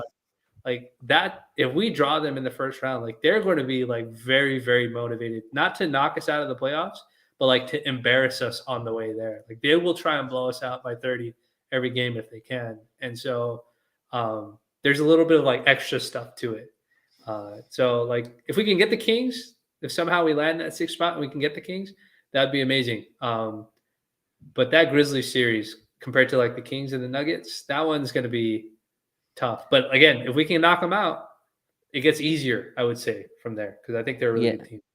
Also, like Dylan Brooks is the butt of a lot of jokes, obviously. But he's a fantastic defender. He makes Braun work in a way that a lot of guys don't. He's very physical. He's able to move his feet. He's gonna shoot 0 for 10 in a lot of those series, so it's gonna help. But and he has a green light like crazy with them. But their defense is tough. Dylan Brooks and then Jaren Jackson Jr. inside, like you talked about, Desmond Bane. I think Memphis would get more. It's just the Jaw situation really dimmed their light, and I hope everything's okay with him. But he seems to be back on track now. He's had some really good games. They were rolling teams. Like they were on pace to catch Denver. And I honestly think if the Jaw situation didn't happen, I think they likely catch Denver, who's really tailed out. I think their shooting's gone down. Denver's just really slipping to the finish line here. But yeah, I think Memphis would be seen totally differently. They also don't have Steven Adams and Brandon Clark, so that's a huge loss for them. I think Adams is like ramping up now, so he might be ready for the first round. But Brandon Clark, I know, is out for the year, so that's a huge blow to them. But yeah, they're tested. They don't back down anyone. They won't have the like eyes wide because it's their first time. So I think Sacramento is probably your best bet. And if it's not them, that's one of the top 2 seeds, which is always tough. So we'll see. Yeah, so I'll be interested in seeing, and then we'll cap it with this last question, Raj. Jordan was asking if you can only play 8 guys, who are those Lakers? So I will go with obviously Braun, AD, Vando's a mainstay in the rotation, Austin's a mainstay in the rotation. That's 4. D'Lo is 5. So the Mm-hmm. three remaining guys will probably be Rui. Mm-hmm. It's gonna have to be Dennis because Ham is gonna Yep. play Dennis. Rui, and it's the last guy is literally situational. So it can be Troy, or it can be Mo, or it can be Wenyan. That's the way I would say See, it. see, here's the tough part though. So that's where I got trouble with. So it's probably gonna be 8 to 9. I think Troy is probably in the rotation. So, Yeah, but if it's not Wenyan, then your backup center is Rui. spot is Rui, LeBron, or Vando, right? And I think that's really tough Mm-hmm. to be successful with that. So I'm fascinated where they go with. But if I had to predict, I think he goes 9 guys. I think it's It's Wenyan and fair. Troy in that back line, and then the You Beasleys. don't think Mo will be the ninth guy? You don't think he'll be the primary big back? You think it'll be Wenyan still? I think it's gonna be tough for like at least for now to throw like Mo who hasn't played in 5 weeks to Fair, like fair. you think he reclaims the spot. I think Wenyan's Shoot. been so solid, and I think it's just really tough to throw Mo into like a five. Obviously, Mo's not a give the ball to him. He's a Yeah, 3-and-D center, so maybe it's a little bit easier to acclimate. But I think that's really tough to throw him into like a playing game. Like, hey Mo, here, go get your rhythm in the most intense game of the season. sure, Hopefully, he can fair. play on Sunday, right? I mean, I Yeah. don't know if he'll play tomorrow against Phoenix. We'll see. But yeah, what do you think? You think Mo can get into the rotation here? If you want to make Troy the eighth guy and say that we'll extend it down to 9 because the ninth guy would only get like maybe 10 minutes at the very most, like 8 to 10 Yeah, minutes at the very most in the game, it'll probably be I think Bubby just said it in the chat right here. It'll probably be a situational thing between Mo and Wenyan. So if the yeah, opposing team plays a backup five that's like a Brandon Clark type, which is very mobile, then you probably see Wenyan. But if it's a more of a plotter type of backup guy, like Denver has DeAndre Jordan, I think is still backing him up. I don't know who their backup is right now. It's not Thomas Bryant, we know that. But like maybe yeah. Mo makes more sense situationally for in that lineup specifically. So that's what I would go with. I agree with you. It's Wenyan's probably. It looks like Ham trusts Wenyan a little bit more since Mo has been out, but he might just be very situational with which one he uses. Um, Yeah. if he needs more shooting, then maybe he plays Mo. If he needs more like offensive rebound activity sort of stuff, maybe he goes with Wenyan and stuff like that.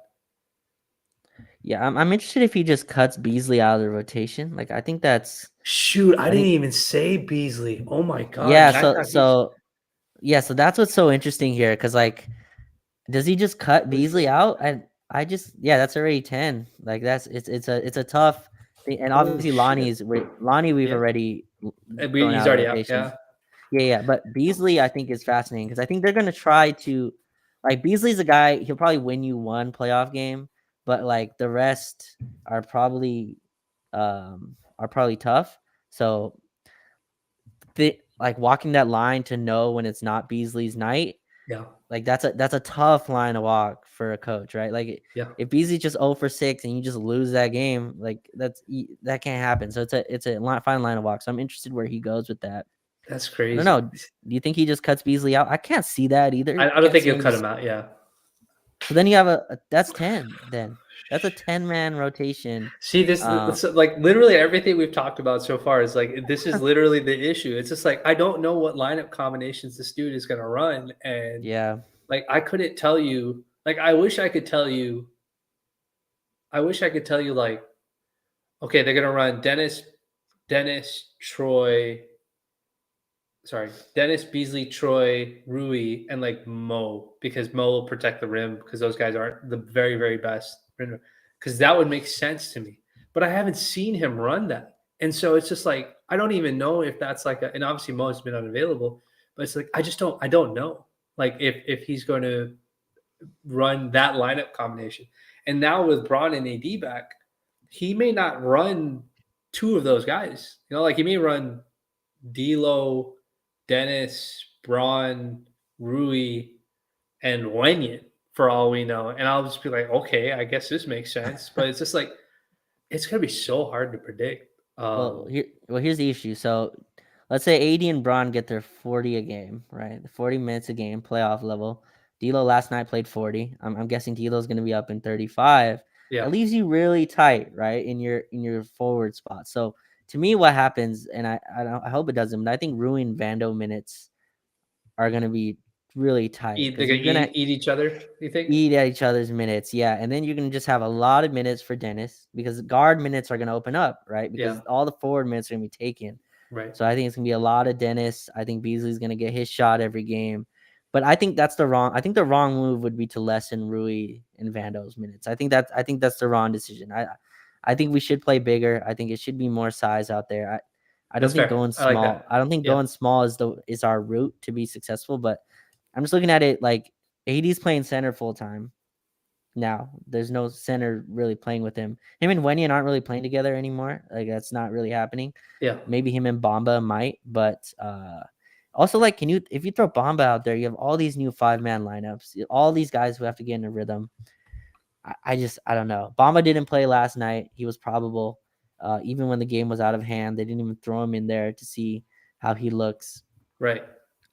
So yeah, I typed this out, and this is 10 guys. I mean, it's gonna be tough with a coach that has no idea where to go because D'Lo missed all these games. LeBron just Yeah. came back. That's tough. That's it's gonna be really hard to kind of figure out So where to.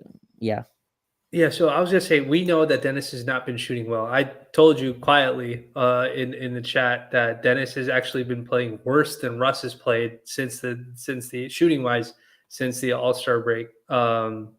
Like all of his shooting numbers have been down. So he's shooting. So this is the crazy part with what, and I 100% agree with what you're saying. They should play bigger, especially if they're going to play non-shooting guys. You should play bigger because at least yeah, you'll have the defensive and the rebounding and stuff like that. Shrink the floor defensively, make it a pain. Don't let people. But look at how bad to show you how bad the shooting is. Okay, Dennis is shooting 29% from three post All Star break.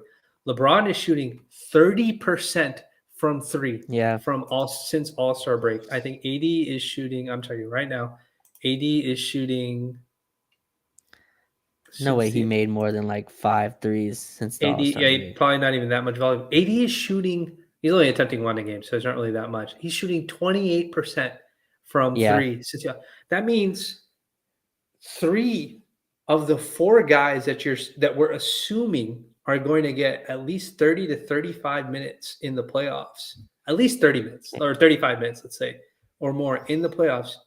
Three of those four guys are atrocious 3-point shooters. This is not even bad. yeah. This is like you shouldn't be on the floor if 3-point shooting was like your only thing that you brought. So it's like, how are we going to manage lineups where three of those guys, and now you're talking about integrating Vando into it, who we know doesn't shoot threes. So that's a fourth Yeah. guy. Like, how do you mix all these guys in and then think that teams won't just be like packing the paint like the Clippers did and just be like, we dare you to shoot the ball. And then but I was gonna say, will our coach be quick on the draw and be like, okay, I'm pulling these two guys off. I'm pulling Dennis. I'm playing Beasley. I'm pulling, whoever the other guy. I'm playing Troy instead, like, and balance out the lineups that way. Like, I don't know, man. Like, it's a. If he's gonna go 10 deep, or if he's gonna have access to 10 guys, let's put it that way. If Yeah. he's gonna have access to 10 guys, but he's committed to like four guys getting at least 35 minutes or more, three of those guys can't shoot the ball for crap. Like, that's going to So be a problem. So I was looking real quick. Anthony Davis has made 1 3 in the last 10 games that I've looked at, and it was in Chicago. 1 3 in the last 10 games, which is nuts, right? Yeah. He wasn't a shooter, but I mean he used to at least hit a few. But yeah, I think that puts a lot of pressure on Dennis and Austin to number one to get to the line, right? Because Yeah. that's how you equalize, right? Is get to the line. We'll see if those calls still come. I do think they're drawing contact, but you saw last night. The refs were having none of it. Like, Yeah, they weren't going to do it. Yeah, they weren't giving him anything. And then it puts a lot of pressure on D'Lo, Troy Brown to like knock down threes. I think D'Lo can hit it. I think Troy's kind of walled off as a shooter. It's a lot of pressure on those guys to knock down shots. If LeBron, AD, Vando, and Dennis, four guys are going to play a ton, at least should play a ton, Yeah. are non-threats at all from the outside. A lot of pressure on those other guys, on Austin to take threes at a higher volume. I think he started to. He took, I think, like 4 or 5 last night. Probably needs to get that up. D'Lo needs to be at way more of a volume than he's at. He's too good a shooter to be as passive as he is. Yeah. D'Lo should not be waiting for the perfect shot to shoot. That shot's not Somebody, coming. Rob or somebody has to tell him, it's like, dude, just shoot. Like, you have to help us win these games. Don't worry about your contract. Just shoot the ball, dude. Like, it's just, this is that double-edged sword. Like, remember I jokingly said, like, he's a very smart guy, but he's very smart also. Like, he's aware of his situation. And I think Dennis said Yeah. this too, he said, or no, Pat or somebody said it. He's like, D'Lo's like a very high IQ guy. Like, he knows exactly what's going on. So it's like, he knows when he has to say the things that butter up Laker fans. But it's like, all right, bro, I don't care about that right now. Just take the shot, like take the three. Same thing with Austin. Like, don't pass it to your team. I don't need you to swing that corner pass to Vando. Like, I love that you Yeah. guys want him to be have confidence in it, but that's not the right play. Like, just you take the three, because that you're shooting like 40% from three right now. I'm concerned, Raj. Like, I don't know.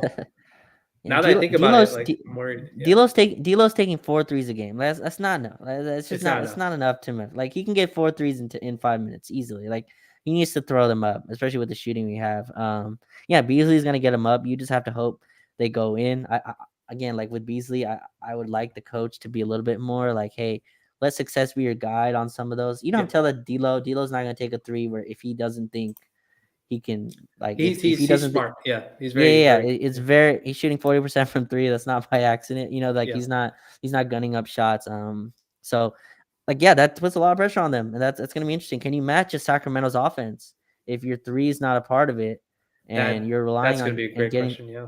yeah, and so you're gonna have to rely on getting the line a lot. That's been our equalizer, honestly. I remember the guy who covers the Clippers, Law Murray, was saying Yeah. like the Lakers lose everything except the free throw battle, and they win games off that. Like, they make less threes than you, they turn the ball over more, they lose the rebound battle, lose points in the paint, but they kill you at the line. And I think that's by design too. I think Yeah. our players do get to the line, but yeah, that's the equalizer that we have to get to. I don't think this team's gonna all of a sudden start raining threes down. But that was the hope, though. When you got D'Lo and Beasley, they were supposed to uh, bring that line up a little bit, and Beasley's been just so erratic. And then D'Lo's obviously played like every other game, so it's been But tough to read. the other thing is also, like, the minutes have been crazy, right? Like, we Yeah, had that Clippers game. Malik came out and drained his first two shots. It looked gorgeous, and then we never ran anything for him after that. Like, he just. Remember, I told you, like, we do this for some reason, and I don't understand why we do this. Like, you'll see the hot hand. Okay, against Minnesota, he drains 3 threes in like 6 minutes, and he plays 10 minutes the entire game. So it's like, what? Like, he never. You were the one who pointed it out to me. He never got a second shift, and I was just yeah. like, No, he didn't. how are we? So if, like, Ham is measuring it by something completely different, and he's unwilling to take the risk of, hey, this guy might be a lesser defensive player, but is an way better shooter than Dennis is. Like, but I'm going to go with Dennis for defense. Like, in that situation, because it was Mike Conley, and Mike Conley was torching us, and it made sense to go with Dennis. But it's just like, I'm not sure if Ham will, like, do that in the playoffs. I feel like Ham will be like, no, I'm going to go down with my guys, because I know coaches do that kind of stuff in the playoffs. Like, these are my guys, and I don't want to Yeah, bench them in the middle of the playoffs because that could really hurt their confidence and blah blah blah. We saw how Andre Drummond reacted when he got benched that very last game for Marc Gasol, even though we were begging for it. Like, you could. I don't think he'll do it to Dennis, and it's not just Dennis specific. It's anybody. I don't know, man. This is a very difficult situation. I don't know how these minutes, even against a team like Memphis or a team like the Kings, I don't know how you would allocate those yeah. minutes. You got to play it by ear. I think, like, one adjustment I'd like to see. We're pulling LeBron out with like 6 minutes left. And we're playing like Beasley with our second unit. Yeah. So it's like Dennis, Beasley, LeBron, Wenyan, and like Troy Brown, right? Beasley's the only threat as a shooter in that Right. lineup. Like, you're not guarding anyone else. I'd love to see Beasley, like, if you can, maybe pull D'Lo or pull Austin as the first sub. Have Beasley play with another guy you have to defend, and maybe that can kind of open him up. Like you talked about, our starting lineup, small sample size, but we torched the Pelicans. Yeah. We beat the Warriors on the road. I think that was even without LeBron, with a D'Lo Beasley backcourt with Vando, AD in the front court. I would like to see Beasley surrounded by defense. I don't think the answer is like throw him in second unit no chance to guard anyone. Plus, there's no one back there to cover for him. Right. So like he's getting cooked on one end, and then he has the pressure of like, okay, I have 5 minutes to hit some shots, or I'm not Right. playing. Like if I don't hit 2 threes here, I'm not getting another I'm never shift. playing again. Yeah. Yeah. Yeah, True. and I think that's a tough mental for a shooter to go through. Like I think Yeah. that's really tough for a guy who's like as mentally in the game as he is. So I think And, that's an and adjustment I'd like to make. But yeah, yeah, even the thing that you like, even the thing that we just mentioned, like he comes in, drains 3 threes, doesn't get a second shift. Last game he comes in, makes his first 2 shots, and then makes a layup, doesn't get any more plays called for him. And it's just like, okay, like if I'm a player, if I was a role player, I'd be like, what do I have to do to get minutes? Right. Or like, okay, I understand that like maybe I lost containment on defense on this play, but that can't be enough to warrant me not getting any more minutes or something like that. Like the grace that we're extending to the role players isn't consistent when it comes to it.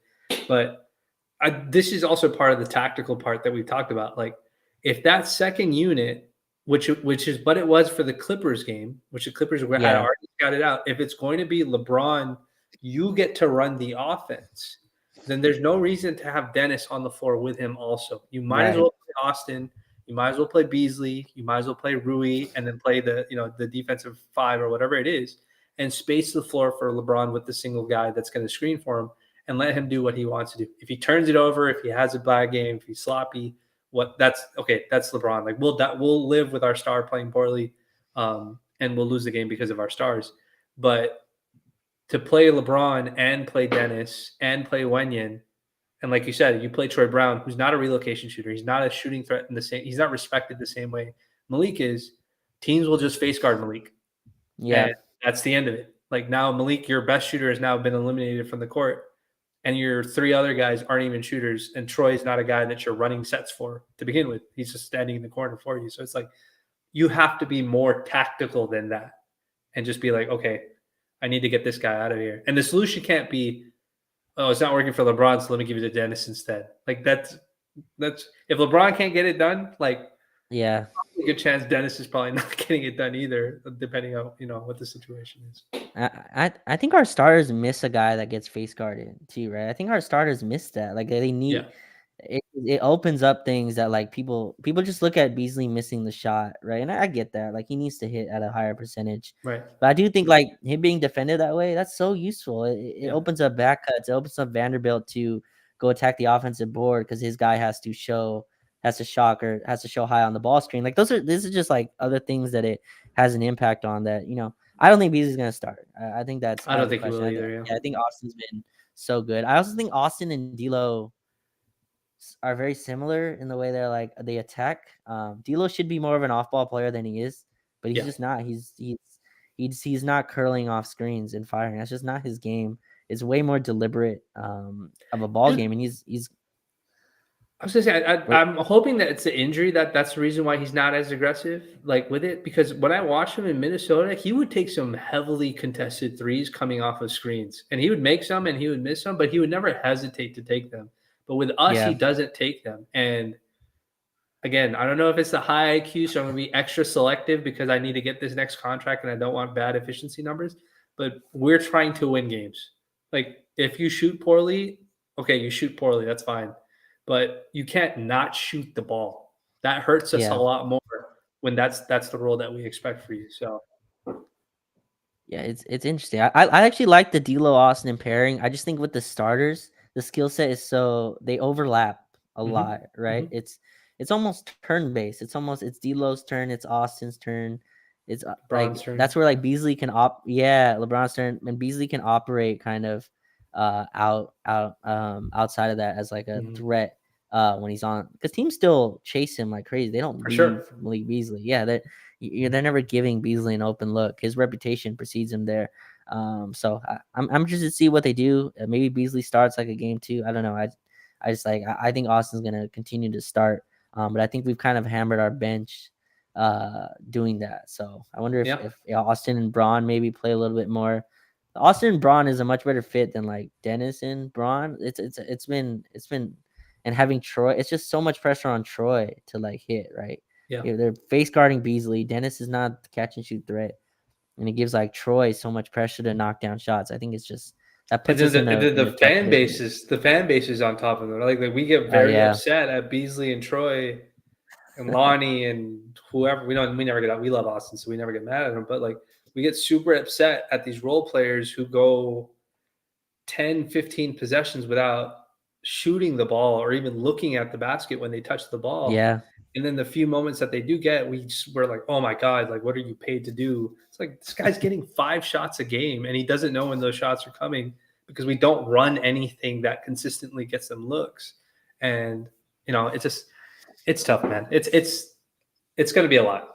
I'm sure we're going to have more conversations about just kind of what happens after the rest of these games. But Raj, um, we are right on. This is on 2 hours here. wow, We've got a big game tomorrow. It feels like these 2 hours yep. have flown by, but we got a big game tomorrow. I don't know what the Suns are going to be doing. If they're going to be all playing, or if they're all resting, or if they're only There's odd no way.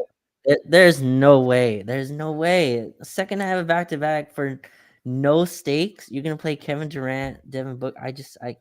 If they do that, they're psychotic to me. Yeah, The risk reward would make zero. They played 40 minutes tonight, Vinay, by the way. Kevin yeah. Durant played 40 minutes. I just can't see them being like, yeah, KD, go try to win a game against a Laker team that's absolutely needs it. Is going to be hell bent.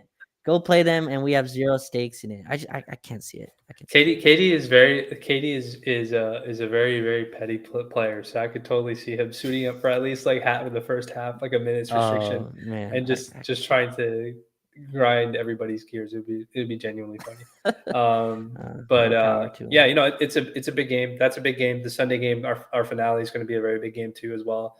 Again, Jazz have nothing to play for, but stranger things have happened when it comes Yeah, to when players have to play against the Lakers. But as always, this has been a lot of fun. I want to thank all the folks that were at YouTube, as well as joining us on Twitter. We yeah, were able to get to some of your questions. We see everything. Raj has back end access now to this system, so you can see all the chats and stuff like that come through. So yeah. we're always looking at them.